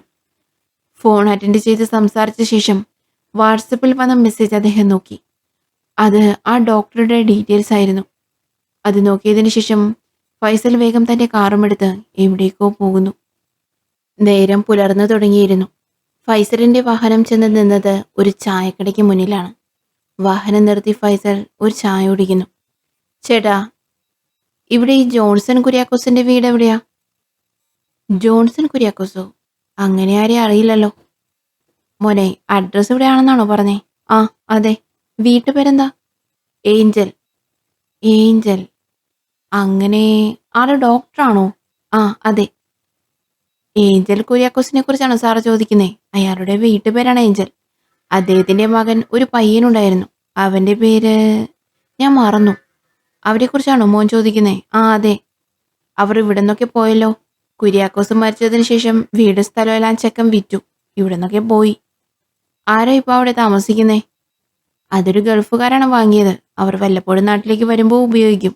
അല്ലാത്തപ്പോ പൂട്ടി തന്നെയാ കിട്ടേക്കുന്നേ. അപ്പോഴാണ് കടയിലേക്ക് ഒരാൾ ചായ കുടിക്കാൻ വരുന്നത്. ഇതാണ് ഞങ്ങളുടെ മെമ്പർ. മെമ്പർക്ക് ആളെക്കുറിച്ച് അറിയായിരിക്കും. ആരാണ് ഇത്? ഞാൻ ഫൈസൽ, ACP ആണ്. അയ്യോ, പോലീസായിരുന്നു. കുര്യാക്കോസിനെ അന്വേഷിച്ച് വന്നതാ. ഏഞ്ചൽ. കുര്യാക്കോസ് അല്ല, അയാളുടെ മകൻ ജോൺസൺ. അവരൊക്കെ 7-8 വർഷമായി സാർ ഇവിടെ നിന്നൊക്കെ പോയിട്ട്. ആ വീട് വിദേശത്തുള്ളൊരു ഫാമിലിയാണ് വാങ്ങിയത്. അവർ നാട്ടിലേക്ക് വരുമ്പോൾ താമസിക്കും, അല്ലാത്തപ്പോൾ അടച്ചിട്ടേക്കും. അവർ സംസാരിച്ച് നടന്ന് നടന്ന് ആ വീടിന് മുന്നിലെത്തുന്നു. ഇതാണ് സാർ ആ വീട്. മെമ്പർ ഫൈസലിനെയും കൂട്ടി അതിനടുത്ത വീട്ടിലേക്ക് ചെല്ലുന്നു. രാമേട്ടാ, മെമ്പർ വിളിച്ചത് കേട്ട് ആ വീട്ടിൽ നിന്നും ഒരു മധ്യവയസ്കർ ഇറങ്ങി വന്നു. ആരാ? മെമ്പറോ? എന്താ രാവിലെ തന്നെ? അച്ഛനില്ലേ? കിടക്കുക. നീ ഒന്ന് വിളിച്ചേ. ആൾക്ക് കുര്യാക്കോസുമായി നല്ല അടുപ്പുണ്ടായിരുന്നു. ആ മെമ്പറോ? എന്താ രാവിലെ? ഇത് ACP യാ. സാറിന് കുര്യാക്കോസിനെ കുറിച്ചുള്ള കാര്യങ്ങൾ അറിയണോന്ന്. ഏത്? ഏഞ്ചലോ? ആ അതെ. കുറച്ചു കാലങ്ങൾക്ക് മുമ്പാണ് എൻ്റെ പെങ്ങളുടെ പേരിലുണ്ടായിരുന്ന വീടും സ്ഥലവും ഒരു കൂട്ടർ വാങ്ങുന്നത്. ഒരു കുഞ്ഞു ഫാമിലി ആയിരുന്നു. അച്ഛനും അമ്മയും മകനും മാത്രം. ആ പയ്യൻ ആ സമയം 10ാം ക്ലാസ്സിലായിരുന്നു പഠിച്ചിരുന്നത്. കുര്യാക്കോസ് ഗവൺമെന്റ് എഞ്ചിനീയർ ആയിരുന്നു. നല്ല ആളുകളായിരുന്നു. നല്ല രീതിയിൽ അവർ ജീവിച്ചുകൊണ്ടിരിക്കുമ്പോഴാണ് കുര്യാക്കോസിന്റെ ഭാര്യയ്ക്ക് ഒരു അസുഖം വരുന്നത്. ക്യാൻസർ ആയിരുന്നു. സത്യം പറയാലോ സാറേ, തൻ്റെ ഭാര്യയ്ക്ക് വേണ്ടി ഇത്രയ്ക്ക് കരയുന്ന ഒരാളെ ഞാൻ ആദ്യമായിട്ടാണ് നേരിട്ട് കാണുന്നത്. അയാളെ കൊണ്ടാവുന്ന വിധം നല്ലതുപോലെ നോക്കി ചികിത്സിച്ചു.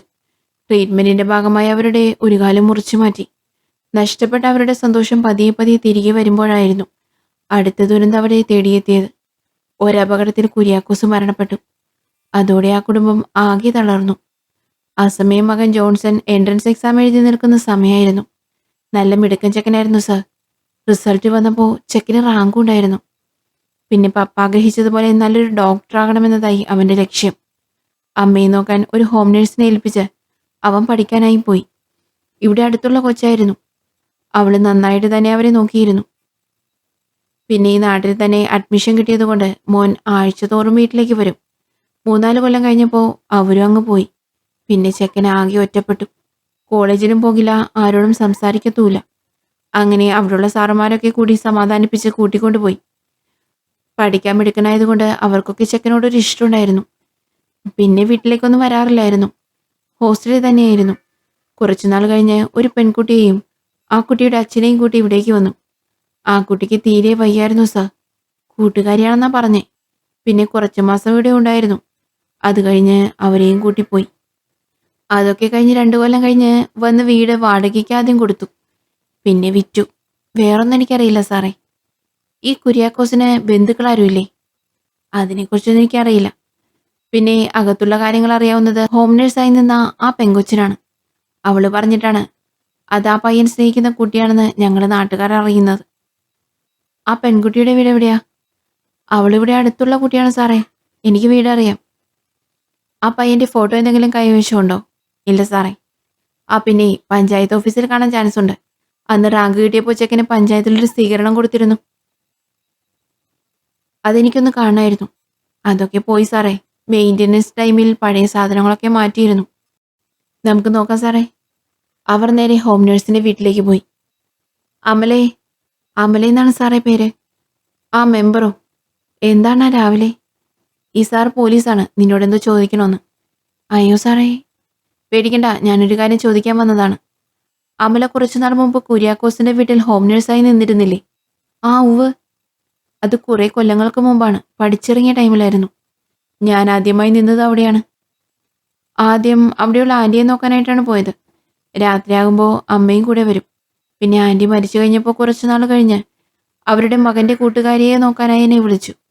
ആ സമയം എൻ്റെ മാരേജ് കഴിഞ്ഞ് കുട്ടിയുണ്ടായിരുന്നു.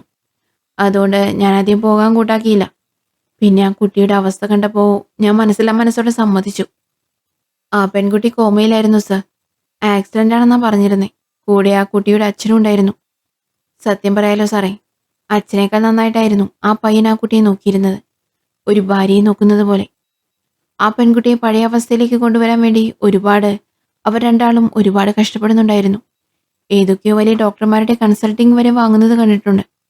ട്രീറ്റ്മെന്റിനൊടുവിൽ ഒരു ദിവസം ആ കുട്ടി വിരലുകൾ ചലിപ്പിച്ചു. അത് നല്ലൊരു സൂചനയായിരുന്നു. പിന്നെ എൻ്റെ ഹസ്ബൻഡ് നാട്ടിലേക്ക് വന്നതുകൊണ്ട് ഞാൻ അവിടേക്ക് പോകാതായി. പിന്നെ അറിഞ്ഞത് അവർ ഇവിടെ നിന്ന് പോയെന്നാണ്. ആ കുട്ടി എഴുന്നേറ്റ് കാണും സർ. Thank you Amala. അവിടുന്ന് നേരെ ഫൈസൽ പഞ്ചായത്ത് ഓഫീസിലേക്ക് ചെല്ലുന്നു. മെമ്പർ അവിടുത്തെ ജോലിക്കാരുടെ കാര്യങ്ങൾ പറയുന്നു. അതൊക്കെ കാണുമോ എന്ന് അറിയില്ല സാറേ, ഒന്ന് നോക്കട്ടെ. ഫൈസലും അയാൾക്കൊപ്പം പഴയ സാധനങ്ങൾ പെറുക്കി വെച്ചേക്കുന്നിടത്തേക്ക് ചെല്ലുകയും ആ ഫോട്ടോ തിരയുകയും ചെയ്യുന്നു. അങ്ങനെ ഒരുപാട് നേരത്തെ അന്വേഷണത്തിനൊടുവിൽ സാർ കിട്ടി. ആ ഫോട്ടോയിലെ പൊടി തന്റെ കൈകൾ കൊണ്ട് തുടച്ചു മാറ്റി ഫൈസൽ നോക്കുന്നു. അദ്ദേഹത്തിന്റെ ചുണ്ടുകളിൽ പുഞ്ചിരി വിടർന്നു. ACPയുടെ മുഖത്ത് വിജയിച്ചതിന്റെ ഭാവം മിന്നിമറയുന്നുണ്ടായിരുന്നു. ഫൈസൽ മുകളിലേക്ക് നോക്കി ദൈവത്തോട് നന്ദി പറഞ്ഞുകൊണ്ട് കണ്ണുകൾ അടച്ചു. ഉടനെ തന്നെ പ്രവീണിനെ വിളിക്കുന്നു. പ്രവീൺ, തന്റെ വാട്സപ്പിലേക്ക് ഞാനൊരു ഫോട്ടോ അയച്ചിട്ടുണ്ട്. അത് താൻ ആ ഓഫനേജിലെ സിസ്റ്റർക്ക് കാണിച്ചു കൊടുത്ത് ജോൺ ആണോ എന്ന് ഒന്ന് കൺഫേം ചെയ്യണം. Okay sir. ഫൈസൽ അവിടെ നിന്നും പുറപ്പെട്ടു. അപ്പോഴേക്കും ജോൺസന്റെ ഇപ്പോഴത്തെ ഫോട്ടോ അതുൾപ്പെടെ എല്ലാ ഡീറ്റെയിൽസും പോലീസിന് കിട്ടിയിരുന്നു. വരുന്ന വഴിക്ക് ഫൈസലിന്റെ ഫോണിലേക്ക് പ്രവീണിന്റെ കോൾ വന്നു. പറയൂ പ്രവീൺ. എപ്പോ? ഓക്കെ, ഞാൻ ഉടനെ എത്താം. ഫൈസൽ എത്രയും വേഗം DGP ഓഫീസിലേക്ക് എത്തുന്നു. ഫൈസൽ വരുന്നത് കണ്ട് പ്രവീൺ പുറത്തേക്ക് വന്നു. എപ്പോഴാ സംഭവം? ഇന്നലെ രാത്രിയാണ് സർ. ഫ്രണ്ടിന്റെ വീട്ടിലേക്ക് പോയതാണ്. അവസാനം ഭാര്യ വിളിച്ചപ്പോൾ അരമണിക്കൂറിനകം വീട്ടിലേക്ക് എത്തുമെന്നാ പറഞ്ഞേ. ഒരുപാട് വൈകിട്ടും കാണാത്തതിനെ തുടർന്ന് അവർ വീണ്ടും ഫോണിലേക്ക് വിളിച്ചെങ്കിലും ഫോൺ സ്വിച്ച് ഓഫ് ആയിരുന്നു. സംസാരിച്ചു നടന്നവർ DGPയുടെ റൂമിലേക്ക് എത്തുന്നു. സർ, അവർ രണ്ടാളും സല്യൂട്ട് അടിക്കുന്നു. ഫൈസൽ, എൻ്റെ മകൻ. സർ, പാനിക്കാകാതെ നമുക്ക് അന്വേഷിക്കാം. പ്രവീൺ, ആളുടെ ടവർ ലൊക്കേഷൻ ട്രാപ്പ് ചെയ്തില്ലേ? ഉവ് സർ. ഫ്രണ്ടിന്റെ വീട്ടിൽ നിന്നും ഇറങ്ങി കുറച്ചു ദൂരം കഴിഞ്ഞപ്പോൾ ഫോൺ സ്വിച്ച് ഓഫ് ആയി. ആ ഫ്രണ്ടിന്റെ വീട്ടിലെ CCTV വിഷ്വൽസുമായി അപ്പോഴേക്കും മറ്റൊരു പോലീസുകാരൻ അവിടേക്ക് വന്നു. Sir, CCTV visuals. അവരത് പരിശോധിക്കുന്നു. വിഷ്വൽസിൽ ഒരു ഓൾട്ടോ കാർ ആ പയ്യന്റെ ബൈക്കിന് പിന്നാലെ ഫോളോ ചെയ്തിരുന്നതായി കാണാമായിരുന്നു. സർ, ഇത് ബൈക്ക് ഉപേക്ഷിച്ച സ്ഥലത്ത് നിന്നും കുറച്ചു മാറി ഒരു വീട്ടിൽ നിന്നും കിട്ടിയ CCTV വിഷ്വൽസ് ആണ്. ആ വിഷ്വൽസിൽ ആ കാറിന് പിന്നാലെ വന്ന പല വാഹനങ്ങളും ആ ക്യാമറ താണ്ടി പോയെങ്കിലും കുറച്ചു സമയം ആ ഓൾട്ടോ കാറും ബൈക്കും മിസ്സിംഗ് ആയിരുന്നു. അതിനുശേഷം ആ ഓൾട്ടോ കാർ മാത്രം കടന്നുപോകുന്നു. അപ്പോൾ ഈ ഓൾട്ടോ കാറിലാണ് അരവിന്ദ് DGPയുടെ മകനെ കടത്തിയിരിക്കുന്നത്. പ്രവീൺ, ഈ കാറിന്റെ ഡീറ്റെയിൽസ് എത്രയും വേഗം എടുക്കണം. സർ, ഇത്. അപ്പോഴാണ് ഫൈസലിന് കഴിഞ്ഞ ദിവസം കൊല്ലപ്പെട്ട ഓട്ടോ ഡ്രൈവറുടെ അന്വേഷണവുമായി ബന്ധപ്പെട്ട് കിട്ടിയ ആ CCTV വിഷ്വൽസിൽ ഈ കാറ് കണ്ടത് ഓർമ്മ വരുന്നത്. Oh shit. എന്താ ഫൈസൽ? സർ, ഈ കാറ് നമ്മുടെ കസ്റ്റഡിയിലുള്ള ജോണിന്റെ പേരിലുള്ള കാറാണ്. അയ്യോ, അപ്പം എൻ്റെ മോൻ. സർ, സാറിന്റെ മകൻ ഡോക്ടറാണോ? അല്ല, അവൻ സോഫ്റ്റ്വെയർ എഞ്ചിനീയർ ആണ്. ഫൈസൽ, എൻ്റെ മകൻ. സാർ വിഷമിക്കാതെ. പ്രവീൺ, ഡോക്ടർ ജോൺസന്റെ ഡീറ്റെയിൽസ് എല്ലാ സ്റ്റേഷനിലേക്കും സെൻഡ് ചെയ്യണം. എവിടെ കണ്ടാലും ഉടനെ അറസ്റ്റ് ചെയ്യാൻ ഉത്തരവിട്ടേക്ക്. സർ. സാർ വിഷമിക്കണ്ട, നമുക്ക് കണ്ടുപിടിക്കാം സർ. DGP സമാധാനപ്പെടുത്തിയതിനു ശേഷം ഫൈസലും പ്രവീണും DGP ഓഫീസിൽ നിന്നും പുറത്തേക്ക് ഇറങ്ങുന്നു. സർ, ഈ കേസുമായി അരവിന്ദൻ എന്തായിരിക്കും ബന്ധം? ആള് UK ഒരു കമ്പനിയിലാണ് വർക്ക് ചെയ്യുന്നത്. ഫാമിലിയായിട്ട് നാട്ടിലേക്ക് വന്നിട്ട് 4 ദിവസം ആയതേ ഉള്ളൂ. അതിനുള്ളിലുള്ള എന്തെങ്കിലും പക? മുൻപുള്ള പകയാണെങ്കിലോ? അപ്പോഴേക്കും സാമും അഞ്ജനിയും അവിടേക്ക് എത്തി. സർ, ഇപ്പോൾ അയച്ച ഫോട്ടോ അത് ഡോക്ടർ ജോൺസൺ അല്ലേ, കാർഡിയോളജിസ്റ്റ്? ആ അതെ. എന്താ, സാമിനെ അറിയോ? അറിയാം സർ. എൻ്റെ അമ്മച്ചിയെ ഈ ഡോക്ടറെയാണ് കാണിക്കുന്നത്. നല്ലൊരു മനുഷ്യനാണ് സർ. ആളുടെ വീട് എവിടെയാ? ഇദ്ദേഹത്തിൻ്റെ വീട് ആ മാസ് കൺവെൻഷൻ സെന്ററിനെതിരെ കാണുന്ന റോഡിലേക്ക് പോകുമ്പോൾ ഉള്ളിലേക്ക് ഇരിക്കുന്ന 4ാമത്തെ വീടാണ് സർ. സാം, വണ്ടി എടുക്ക്. ഫൈസലും സംഘവും നേരെ അങ്ങോട്ടേക്ക് പുറപ്പെടുന്നു. ഗേറ്റ് പുറത്തു നിന്നും പൂട്ടിയിട്ടിരിക്കുമായിരുന്നു. പൂട്ട് തല്ലിപ്പൊട്ടിച്ച് അവർ അതിനുള്ളിലേക്ക് കയറി. ഡോറ് ലോക്കായിരുന്നു. ഡോറും പൊട്ടിച്ച് അവർ അകത്തേക്ക് കയറി വീട് മുഴുവനായും പരിശോധിക്കുന്നു. അതിലൊരു മുറിയിൽ ICUയിലെ പോലെ സെറ്റ് ചെയ്തേക്കുമായിരുന്നു. അവിടെ ഒരാൾ കിടക്കുന്നുണ്ടായിരുന്നു. സാർ, ഇത് മരിയല്ലേ? ആ യെസ്. ഫൈസൽ മരിയയുടെ കയ്യിൽ പിടിച്ചു നോക്കുന്നു. പൾസില്ലല്ലോ. സാം, ഇവരെ വേഗം ഹോസ്പിറ്റലിൽ എത്തിക്കണം. Okay sir. ഉടനെ ഒരു ആംബുലൻസ് വിളിച്ചു വരുത്തി മരിയെ ഹോസ്പിറ്റലിലേക്ക് കൊണ്ടുപോയി. റൂമിലെ ഭിത്തിയിൽ മരിയയും ജോസഫുമായുള്ള ഒരുപാട് ഫോട്ടോസ് വെച്ചിട്ടുണ്ടായിരുന്നു. അവിടെ നിന്നും കൊല്ലപ്പെട്ടവരുടെ ഫോട്ടോസും ഡീറ്റെയിൽസും കിട്ടുന്നു. ഓരോ ഫോട്ടോയിലും മാർക്ക് ചെയ്തേക്കുമായിരുന്നു. അതിൽ അവസാനം മാർക്ക് ചെയ്തിരുന്നത് DGPയുടെ മകന്റെ ഫോട്ടോയാണ്. ആ വീട് മുഴുവൻ അന്വേഷിച്ചു. ഒരുപാട് തെളിവുകൾ കിട്ടിയെങ്കിലും DGPയുടെ മകനെ അവിടെ നിന്നും കണ്ടെത്താൻ കഴിഞ്ഞില്ല. അവർ അവിടെ നിന്ന് പുറപ്പെടാൻ തുടങ്ങുന്നതും പ്രവീണിന്റെ ഫോണിലേക്ക് ഒരു കോള് വരുന്നു. സർ, DGP സാറിന്റെ മകന്റെ ബോഡി കിട്ടിയിട്ടുണ്ട്. DGP ഓഫീസിന് പുറകുവശത്ത് ചാക്കിൽ കെട്ടിയ നിലയിലായിരുന്നു ബോഡി കണ്ടെത്തിയത്. അപ്പോൾ അവൻ തന്നെ ജയിച്ചു. ACPയും സംഘവും DGP ഓഫീസിലേക്ക് ചെല്ലുന്നു. കരഞ്ഞു തളർന്നു നിൽക്കുന്ന DGPയോട് എന്തു പറയണമെന്നറിയാതെ ഫൈസൽ നിന്നു. അപ്പോഴേക്കും അവിടേക്ക് ഒരുവിധപ്പെട്ട എല്ലാ മീഡിയാസും എത്തിയിരുന്നു. ആ സമയം ഫൈസലിന്റെ ഫോണിലേക്ക് സാമിന്റെ കോൾ വരുന്നു. പറയൂ സാം. സർ, ആ മരിയ മരിച്ചു. ബോഡിക്ക് ഏകദേശം ഒരു ദിവസത്തെ പഴക്കമുണ്ട്. ഓക്കെ സാം, ഒരു കാര്യം ചെയ്.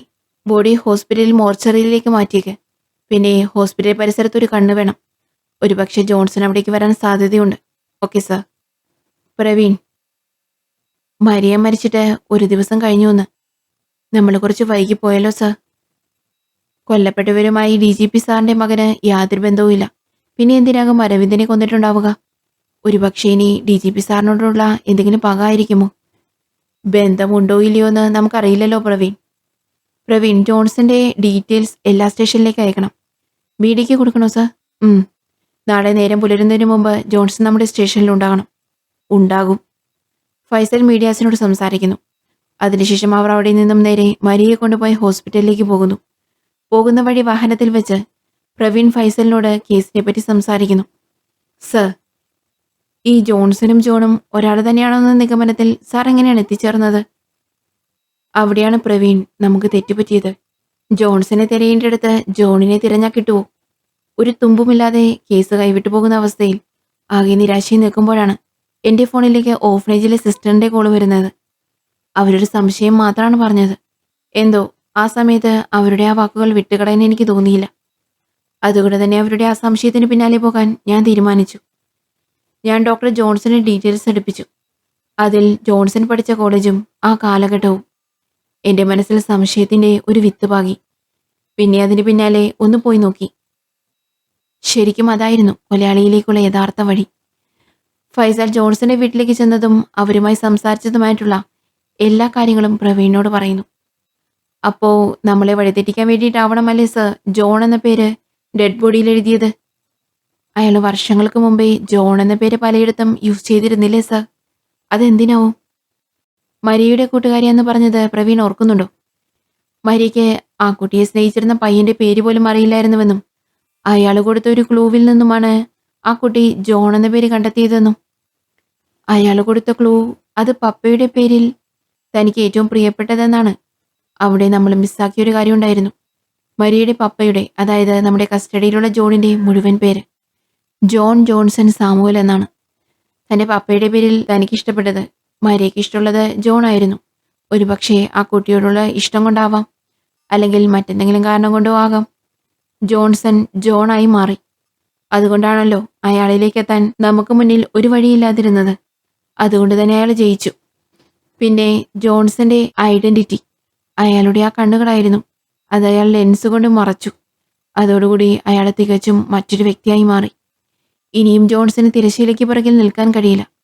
പുറത്തു വന്നേ മതിയാകൂ. അപ്പോഴേക്കും അവർ ഹോസ്പിറ്റലിലേക്ക് എത്തിയിരുന്നു.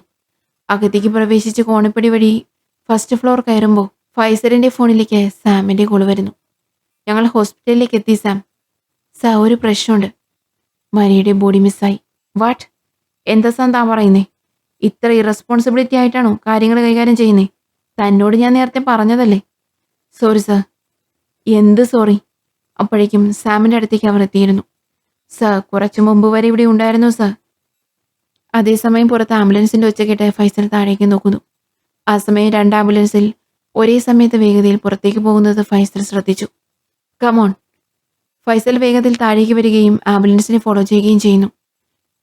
ചേസ് ചെയ്ത് അതിനെ ഓവർടേക്ക് ചെയ്ത് നിർത്തിയ ശേഷം ആംബുലൻസിന്റെ പുറകെ ഡോർ തുറക്കുന്നു. എന്നാൽ അതിൽ ആരും തന്നെ ഉണ്ടായിരുന്നില്ല. സാർ, ആരുമില്ല.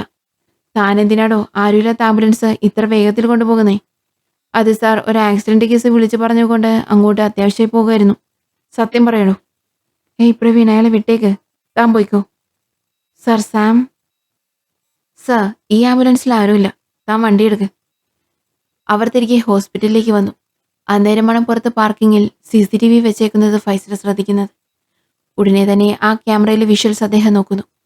പോലീസ് പോയതിനു ശേഷം ഒമ്നിയിൽ ഒരാൾ ഒരു ബോഡി കയറ്റി കൊണ്ടുപോകുന്നത് വിഷ്വൽസിൽ കാണാമായിരുന്നു. ആളുടെ മുഖം ഒന്ന് സൂം ചെയ്തപ്പോൾ അത് ജോൺസൺ ആയിരുന്നു. Sir Johnson! ദേഷ്യത്തിൽ ഫൈസൽ അവിടുത്തെ ടേബിളിൽ അടിക്കുന്നു. പ്രവീൺ, ആ വണ്ടി എത്രയും വേഗം കണ്ടെത്തണം. സർ, അടുത്ത സിഗ്നൽ എത്തുന്നതിന് മുമ്പ് നമുക്കവനെ പിടിക്കാം സർ. പ്രവീൺ ട്രാഫിക്കിൽ വിവരം കൈമാറുന്നു. അതിനുശേഷം ഫൈസൽ പുറത്തേക്ക് വന്നു. നിരാശയിൽ തന്റെ വാഹനത്തിനടുത്ത് നിൽക്കുന്ന ഫൈസലിന്റെ അടുത്തേക്ക് പ്രവീൺ വരുന്നു. Sir, bad news. ആ ഓമ്നി വഴിയിൽ ഉപേക്ഷിച്ച നിലയിൽ കണ്ടെത്തി. എല്ലാ വാഹനങ്ങളും പരിശോധിക്കുന്നുണ്ട് സർ. ഉടനെ തന്നെ നമുക്കവനെ കിട്ടും. പ്രവീൺ പറഞ്ഞത് കേട്ട് തലയാട്ടിയതിനു ശേഷം ഫൈസൽ ഡോർ തുറന്ന് വാഹനത്തിനുള്ളിലേക്ക് കയറുന്നു. പ്രവീൺ, വണ്ടിയെടുക്ക്. അവർ നേരെ ACP ഓഫീസിലേക്ക് എത്തുന്നു. ഫൈസലിനെ അവിടെ ഇറക്കിയതിനു ശേഷം പ്രവീൺ തിരികെ പോകാൻ തുടങ്ങുന്നു. പ്രവീൺ, സർ, അടുത്തുള്ള ക്രിസ്ത്യൻ പള്ളികളിൽ ഒന്നുകൂടി സെർച്ച് ചെയ്യണം. ബോഡി മറവ് ചെയ്യാൻ ഏതെങ്കിലും പള്ളികളെ സമീപിച്ചിട്ടുണ്ടോ എന്ന് തിരക്കണം. Okay sir. ആകെ നിരാശയിൽ ഫൈസൽ കസ്റ്റഡിയിലുള്ള ജോണിന്റെ അടുത്തേക്ക് ചെല്ലുന്നു. ചോദ്യം ചെയ്യുന്ന മുറിയിൽ ഒരു ചെയറിൽ ജോൺ ഇരിക്കുകയായിരുന്നു. അതിന് ഓപ്പോസിറ്റായി ഫൈസൽ ഇരിക്കുന്നു. അവസാനമായി നമ്മൾ തമ്മിൽ കാണുമ്പോൾ യഥാർത്ഥ പ്രതിയെ കണ്ടുപിടിക്കാനാകില്ലെന്നൊരു ഓവർ കോൺഫിഡൻസ് തനിക്കുണ്ടായിരുന്നു. പക്ഷെ ഞാനന്ന് പറഞ്ഞ വാക്കു പാലിച്ചു. താൻ ഒരിക്കലും കണ്ടുപിടിക്കില്ലെന്ന് പറഞ്ഞ കൊലയാളെ ഞാൻ പിടിച്ചു. തനിക്ക് ആളാരാണെന്ന് അറിയണ്ടേ? തൻ്റെ മകളുടെ കാമുകൻ. അല്ല, തൻ്റെ മകളുടെ ഭർത്താവ്, തൻ്റെ മരുമകൻ. ജോൺ എന്ന ജോൺസൺ കുര്യാക്കോസ്. അത് കേൾക്കുമ്പോൾ ജോണിന്റെ മുഖത്തെ പുഞ്ചിരി മായുന്നു. DGPയുടെ മകൻ അരവിന്ദ് ആയിരുന്നില്ലേ നിങ്ങളുടെ ലിസ്റ്റിലെ അവസാനത്തെ ഇര? അതുകൂടി കേൾക്കുമ്പോൾ ജോണിന് ലക്ഷ്യത്തിലെത്തുന്നതിന് മുൻപേ തോറ്റുപോയതിന്റെ മാനസികാവസ്ഥയായിരുന്നു. താൻ വിഷമിക്കണ്ട, ലാസ്റ്റ് തിരയും തൻ്റെ മരുമകൻ ബലി കൊടുത്തിട്ടുണ്ട്. അത് ജോണിന് വിശ്വസിക്കാനായില്ല. സത്യാടോ, എന്താ സന്തോഷമായോ? കൊലയാളി ജോൺസനായി നാട് മൊത്തം പോലീസ് വലവിരിച്ചേക്കുക. പക്ഷെ ആള് ഇതുവരെ വലയിൽ കുടുങ്ങിയിട്ടില്ല. അത് കേൾക്കുമ്പോൾ ജോണിന്റെ മുഖം തെളിയുന്നു. പിന്നെ അന്ന് ചോദ്യം ചെയ്തപ്പോൾ താൻ പറഞ്ഞൊരു കള്ളുണ്ടല്ലോ, അത് യാഥാർത്ഥ്യമായിട്ടുണ്ട്. തൻ്റെ മകൾ മരിയ മരിച്ചു. ഞങ്ങൾ ആ ബോഡി കണ്ടെത്തുമ്പോൾ ബോഡിക്ക് ഒരു ദിവസത്തെ പഴക്കമുണ്ടായിരുന്നു. അത് കേൾക്കുമ്പോൾ ജോണിന്റെ കണ്ണുകൾ നിറയുന്നുണ്ടായിരുന്നു. ഹോസ്പിറ്റലിലുണ്ടായിരുന്ന പോലീസിന്റെ കണ്ണുവെട്ടിച്ച് ഡെഡ് ബോഡിയുമായി ജോൺസൺ എങ്ങോട്ടോ പോയി. ഞാൻ പറഞ്ഞല്ലോ, സിറ്റി മൊത്തം തിരയുന്നുണ്ട്. ഉടനെ ഞങ്ങൾ പൊക്കും. എന്നാലും നിങ്ങൾ തന്നെ ജയിച്ചല്ലോ, ഞാൻ തോറ്റുപോയി. അത് പറയുമ്പോൾ ഫൈസലിന്റെ മുഖം ആകെ വിഷമത്തിലും നിരാശയിലുമായിരുന്നു. ഈ കേസിന്റെ അന്വേഷണം സാറിനെ ഏൽപ്പിച്ചപ്പോൾ ഞങ്ങളുടെ ലക്ഷ്യം പൂർത്തിയാക്കുന്നതിന് മുൻപ് പിടിക്കപ്പെടുമോ എന്ന് ഞങ്ങൾക്കൊരു സംശയം ഉണ്ടായിരുന്നു. കാരണം സാർ അത്രയ്ക്ക് ബ്രില്യൻ്റ് ആണെന്ന് ഞങ്ങൾക്കറിയായിരുന്നു. അത് കേട്ട് ഫൈസലിന്റെ മുഖത്ത് പുച്ഛത്തോടെ ഒരു ചിരി വിടർന്നു. ഞാൻ ഈ യൂണിഫോം ഇട്ടിട്ട് 6 വർഷമായി. ഒരുപാട് കേസുകൾ അന്വേഷിച്ചിട്ടുണ്ട്. അതിൽ കോംപ്ലിക്കേറ്റഡ് ആയത് പലതും ഉണ്ടായിരുന്നു. എന്നിട്ടും ഞാൻ ഒരിടത്തും തോറ്റിട്ടില്ല. ശരിക്കും അതിൻ്റെ ഓവർ കോൺഫിഡൻസ് പലപ്പോഴും എനിക്കുണ്ടായിരുന്നു. അതുകൊണ്ടാകും ഞാനിവിടെ ആദ്യമായി തോറ്റുപോയത്. ഈ കേസിന് വേണ്ടി ഞാനെടുത്ത എഫേർട്ട് മൊത്തം വെറുതെയായി. പ്രതിയെ കണ്ടെത്തിയിട്ടും കേസ് പൂർത്തിയാക്കാൻ കഴിയാത്ത ഒരു ഹതഭാഗ്യം. നാളെ കേസ് CBI ഏൽപ്പിക്കും. എന്നാൽ സർ, എൻ്റെ മുന്നിൽ ജയിച്ചില്ലേ? എന്നോട് പറഞ്ഞ ടൈമിൽ തന്നെ പ്രതിയെ കണ്ടെത്തിയില്ലേ? അത് കേട്ടിട്ടും ഫൈസൽ ഒന്നും മിണ്ടിയില്ല. ഒരു തോറ്റവന്റെ മാനസികാവസ്ഥയായിരുന്നു ഫൈസലിന്. എൻ്റെ പപ്പയൊരു പട്ടാളക്കാരനായിരുന്നു. കുഞ്ഞുനാൾ മുതൽ എനിക്കും അങ്ങനെ ആകാനായിരുന്നു ഇഷ്ടം. അങ്ങനെ ഞാനും ഒരു പട്ടാളക്കാരനായി. എനിക്കൊരു മകനാണ് ജനിക്കുന്നതെങ്കിൽ അവനെയും പട്ടാളത്തിൽ ചേർക്കണമെന്നായിരുന്നു എൻ്റെ ആഗ്രഹം. പക്ഷെ ഞങ്ങൾക്കുണ്ടായത് ഒരു പെൺകുഞ്ഞായിരുന്നു. അവൾ ഞങ്ങളുടെ മാലാഖയായിരുന്നു സർ. അവൾക്ക് 15 വയസ്സുള്ളപ്പോൾ എൻ്റെ ഭാര്യയെ എനിക്ക് നഷ്ടപ്പെട്ടു. പിന്നെ അമ്മയില്ലാത്ത എൻ്റെ കുഞ്ഞിനെ എന്നെക്കൊണ്ടാകുന്ന വിധം നല്ലതുപോലെ നോക്കി. അവൾക്ക് ഡോക്ടറാകാനായിരുന്നു ആഗ്രഹം. മിടുക്കിയായിരുന്നു. മെഡിസിൻ അഡ്മിഷൻ കിട്ടിയത് കോഴിക്കോട് മെഡിക്കൽ കോളേജിലായിരുന്നു. പിന്നെ അവിടെ ഹോസ്റ്റലിൽ നിന്നാണ് അവൾ പഠിച്ചത്. മെഡിസിൻ 2ാം വർഷം പഠിക്കുമ്പോൾ ഒരു ദിവസം എന്നെ വിളിച്ചിട്ട് പറഞ്ഞു, പപ്പ, ഞാനൊരു പയ്യനെ സ്നേഹിക്കുന്നുണ്ടെന്ന്. നല്ല ആളാ പപ്പ, പപ്പയ്ക്ക് ഇഷ്ടാവും. അവളുടെ ഇഷ്ടമായിരുന്നു എനിക്ക് വലുത്. പിന്നെ അവൾ കണ്ടെത്തിയ ആളല്ലേ, മിടുക്കനായിരിക്കുമെന്ന് എനിക്ക് ഉറപ്പുണ്ടായിരുന്നു. എൻ്റെ സമ്മതം കിട്ടിയപ്പോൾ അവൾ വലിയ ഹാപ്പി ആയിരുന്നു.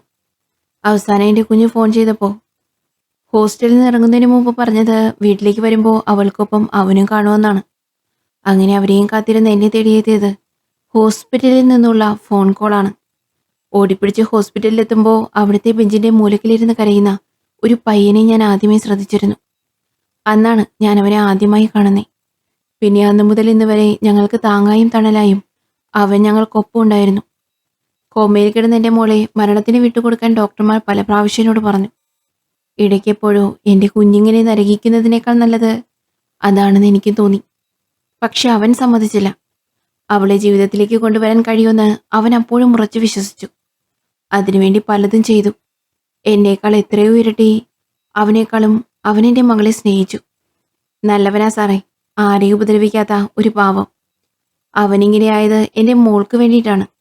അവളുടെ ആഗ്രഹം സാധിക്കാൻ വേണ്ടിയിട്ടാണ്. ജോണിൻ്റെ കണ്ണുകൾ നിറയുന്നുണ്ടായിരുന്നു. സാർ വിഷമിക്കണ്ട, അവനെങ്ങോട്ടും ഓടിപ്പോകത്തില്ല, ഇവിടേക്ക് തന്നെ വരും. ജോണിൻ്റെ വാക്കുകൾ കേട്ട് ഒന്നും പറയാതെ ഫൈസൽ ആ റൂമിൽ നിന്നും പുറത്തേക്കിറങ്ങി തൻ്റെ റൂമിലേക്ക് ചെല്ലുന്നു. അല്പസമയം കഴിഞ്ഞ് ചെയറിൽ ചാരിയിരുന്ന് മയങ്ങുകയായിരുന്ന ഫൈസൽ തൻ്റെ ഫോൺ റിങ് ചെയ്യുന്ന സൗണ്ട് കേട്ട് മയക്കത്തിൽ നിന്നും ഞെട്ടി ഉണർന്നു. പറയൂ പ്രവീൺ. സർ, ഗണപതി ക്ഷേത്രത്തിന് ഇടതുവശത്തുള്ള ചെറിയ ഇടവഴിയിലൂടെ ജോൺസിന്റെ വാഹനം പാസ് ചെയ്തായി പോയതായി വിവരം ലഭിച്ചിട്ടുണ്ട്. ഓക്കെ പ്രവീൺ, ആ റോഡ് മുഴുവൻ സെർച്ച് ചെയ്യും. ഫൈസൽ ഫോണിൽ സംസാരിച്ചുകൊണ്ട് ഓഫീസിൽ നിന്നും ഇറങ്ങാൻ തുടങ്ങുന്നതും ഒരു വാഹനം പുറത്തു വന്ന് നിൽക്കുന്നു. അതിൽ നിന്നും ജോൺസൺ ഇറങ്ങുന്നു.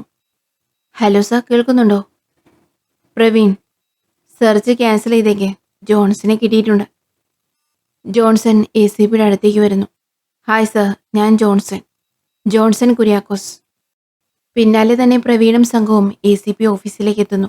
ജോൺസനെ കാണുന്നതും പ്രവീൺ ജോൺസനെ തല്ലുന്നു. പ്രവീൺ, നോ.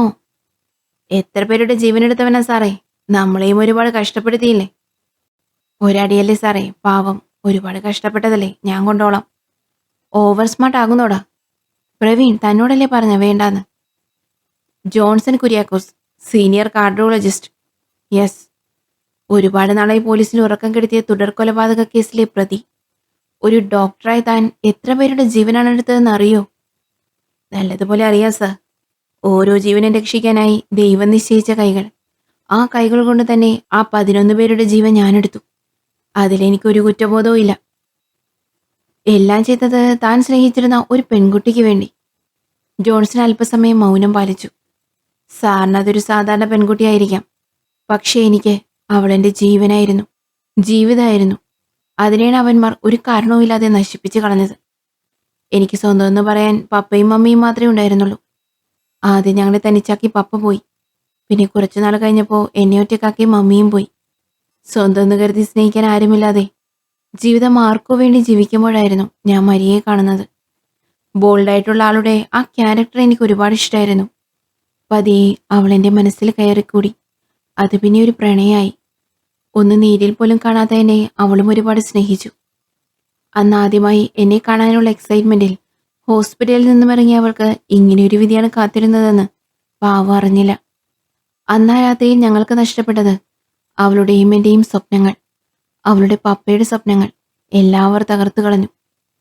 ഞാൻ റെയിൽവേ സ്റ്റേഷനിൽ വെയിറ്റ് ചെയ്യുമെന്നാണ് അവളോട് പറഞ്ഞിരുന്നത്. പറഞ്ഞ സമയമായിട്ടും കാണാത്തതിനെ തുടർന്ന് ഞാൻ തിരികെ ബസ് സ്റ്റോപ്പിലേക്ക് പോയി അന്വേഷിച്ചു. അന്നേരം അറിയാൻ കഴിഞ്ഞത് മരിയ ഒരു ഓട്ടോയിലേക്ക് കയറിപ്പോകുന്നത് കണ്ടെന്നാണ്. പിന്നെ മറ്റൊരു ഓട്ടോ പിടിച്ച് ആ ഓട്ടോക്കാരനെ തിരഞ്ഞുപോയി. പിന്നെ ഞാൻ കാണുന്നത്... ജോൺസന്റെ മിഴികൾ നിറഞ്ഞു. അയാൾ കണ്ണുനീർ വേഗം തുടച്ചു മാറ്റി. ആ സമയം ഒന്നാലോചിക്കാതെ അവളെയും വാരിയെടുത്ത് ഞാൻ ഹോസ്പിറ്റലിലേക്ക് ചെന്നു. ഞങ്ങളുടെ ജീവിതം നശിപ്പിച്ചിട്ട് അവർ ഓരോരുത്തരും സുഖമായി സന്തോഷമായി കുടുംബത്തോടൊപ്പം ജീവിച്ചു. അങ്ങനെ ഞങ്ങളുടെ ജീവിതം തല്ലിക്കെടുത്തിയിട്ട് അവർ മാത്രം സുഖമായി ജീവിക്കേണ്ടെന്ന് ഞങ്ങൾ തീരുമാനിച്ചു. ഓക്കെ, ജോണിന്റെ മൊഴിയനുസരിച്ച് കുറ്റവാളികളെ ആകെ അറിയാവുന്നത് മരിയക്കാണ്. കോമയിലായിരുന്ന മരിയയ്ക്ക് കുറച്ചു നാളുകൾക്ക് ശേഷമാണ് ഓർമ്മ തിരികെ കിട്ടുന്നത്. അന്നേരാണ് തനിക്കിങ്ങനെ സംഭവിച്ച കാരണക്കാർ ആരൊക്കെയാണെന്ന് മരിയ നിങ്ങളോട് പറയുന്നത്. പ്രതികൾ മരിയയുടെ ക്ലാസ്മേറ്റ്സ്, ഒരേ ബാച്ചിൽ പഠിച്ചിരുന്ന സഹപാഠിയോട് ഇത്ര വലിയ ക്രൂരത ചെയ്യാൻ മാത്രം എന്ത് തെറ്റാണ് മരിയ ചെയ്തത്? അതിനെന്തെങ്കിലും റീസൺ വേണ്ടേ? അനൂപിന് മരിയയോട് ഒരു ക്രഷ് ഉണ്ടായിരുന്നു. അനൂപിന്റെ ക്യാരക്ടറിനെ കുറിച്ച് സാറിനിപ്പോൾ അറിയാമായിരിക്കും. പഠിക്കുന്ന ടൈമിൽ അവൻ അതിനേക്കാൾ കുഴപ്പക്കാരനായിരുന്നു. അതുകൊണ്ട് തന്നെ അവൻ പ്രപ്പോസ് ചെയ്തപ്പോൾ അവളത് നിരസിച്ചു. അതിനവൻ റിയാക്ട് ചെയ്തത് അവളുടെ ബോഡിയിൽ ടച്ച് ചെയ്തുകൊണ്ടാണ്. പിന്നെ മരിയൊന്നും നോക്കിയില്ല. അനൂപിന്റെ കർണം നോക്കി മരിയൊന്ന് പൊട്ടിച്ചു. മറ്റു സ്റ്റുഡൻസിന്റെ മുന്നിൽ വെച്ച് അങ്ങനെ ഒരു സംഭവം ഉണ്ടായത് അനൂപിന് വലിയ ഇൻസൾട്ടായി. അതായിരുന്നു റീസൺ എന്ന് ചാകുന്നതിന് മുമ്പ് അവൻ എന്നോട് പറഞ്ഞിരുന്നു. തെറ്റ് ചെയ്തത് അനൂപും സുഹൃത്തുക്കളുമാണ്. കൂടെയുള്ള ആൺസുഹൃത്തുക്കളുടെ തെറ്റിനെന്തിനാ നിരപരാധികളായ സുചിത്രയും രൂപയും താൻ കൊലപ്പെടുത്തിയത്? അവർ അതിന് കൂട്ടുനിൽക്കുമെന്ന് തനിക്ക് തോന്നുന്നുണ്ടോ? അവരെ പോലെ മരിയയും ഒരു പെൺകുട്ടിയല്ലേ? ഓട്ടോറിക്ഷ റെയിൽവേ സ്റ്റേഷനിലേക്ക് പോകുകയായിരുന്ന മരിയെ വഴിയിൽ തടഞ്ഞ് ഒരു കാര്യം പറയാനുണ്ടെന്ന് പറഞ്ഞ് കൂട്ടിക്കൊണ്ടുപോയത് തന്നെ രൂപയും സുചിത്രയും ചേർന്നാണ്. അത് കേട്ട് ഫൈസൽ ഞെട്ടുന്നു. എന്താ സാറ് ഞെട്ടിയോ? ഇത് കേൾക്കുമ്പോൾ അന്ന് ഞാനും കുറച്ചു നേരം ഷോക്കായി നിന്നുപോയി. അവരെ കൊലപ്പെടുത്താനാണ് നിങ്ങൾ തീരുമാനിച്ചിരുന്നതെങ്കിൽ എന്തിനു വേണ്ടിയായിരുന്നു അവരുടെ മക്കളെ കിഡ്നാപ്പ് ചെയ്ത് ഒരു നാടകം കളിച്ചത്? 20 വയസ്സ് വരെ ഒരു പെൺകുട്ടിയെ പൊന്നുപോലെ വളർത്തിക്കൊണ്ട് വന്നിട്ട് പെട്ടെന്നൊരു ദിവസം വഴിയിൽ കുറച്ച് കഴുകന്മാർ പിച്ച് ചിന്തിയപ്പോൾ ആ അച്ഛൻ എത്രമാത്രം വേദനിച്ചിട്ടുണ്ടാവും. ഒരച്ഛന്റെ വേദന എന്തെന്ന് അവനൊക്കെ അതൊന്ന് അറിയിച്ചു കൊടുക്കാൻ വേണ്ടി തന്നെയായിരുന്നു കുട്ടികളെ കിഡ്നാപ്പ് ചെയ്തതും അവരെ ഉപദ്രവിക്കുന്ന വീഡിയോസ് എടുത്ത് അയച്ചതും. ആ അച്ഛൻ അനുഭവിച്ചതിന്റെ 1% പോലും ആകില്ലെന്നറിയാം. എന്നാലും കുറച്ചു സമയം മകളെ കാണാതിരുന്നപ്പോൾ അവരുടെ ഓരോരുത്തരുടെയും ആ അവസ്ഥ സാറും കണ്ടതല്ലേ. അപ്പോഴേക്കും ജോൺസനെ അറസ്റ്റ് ചെയ്ത വിവരം അറിഞ്ഞ് മരണവീട്ടിൽ നിന്നും DGP ACP ഓഫീസിലേക്ക് വരുന്നു.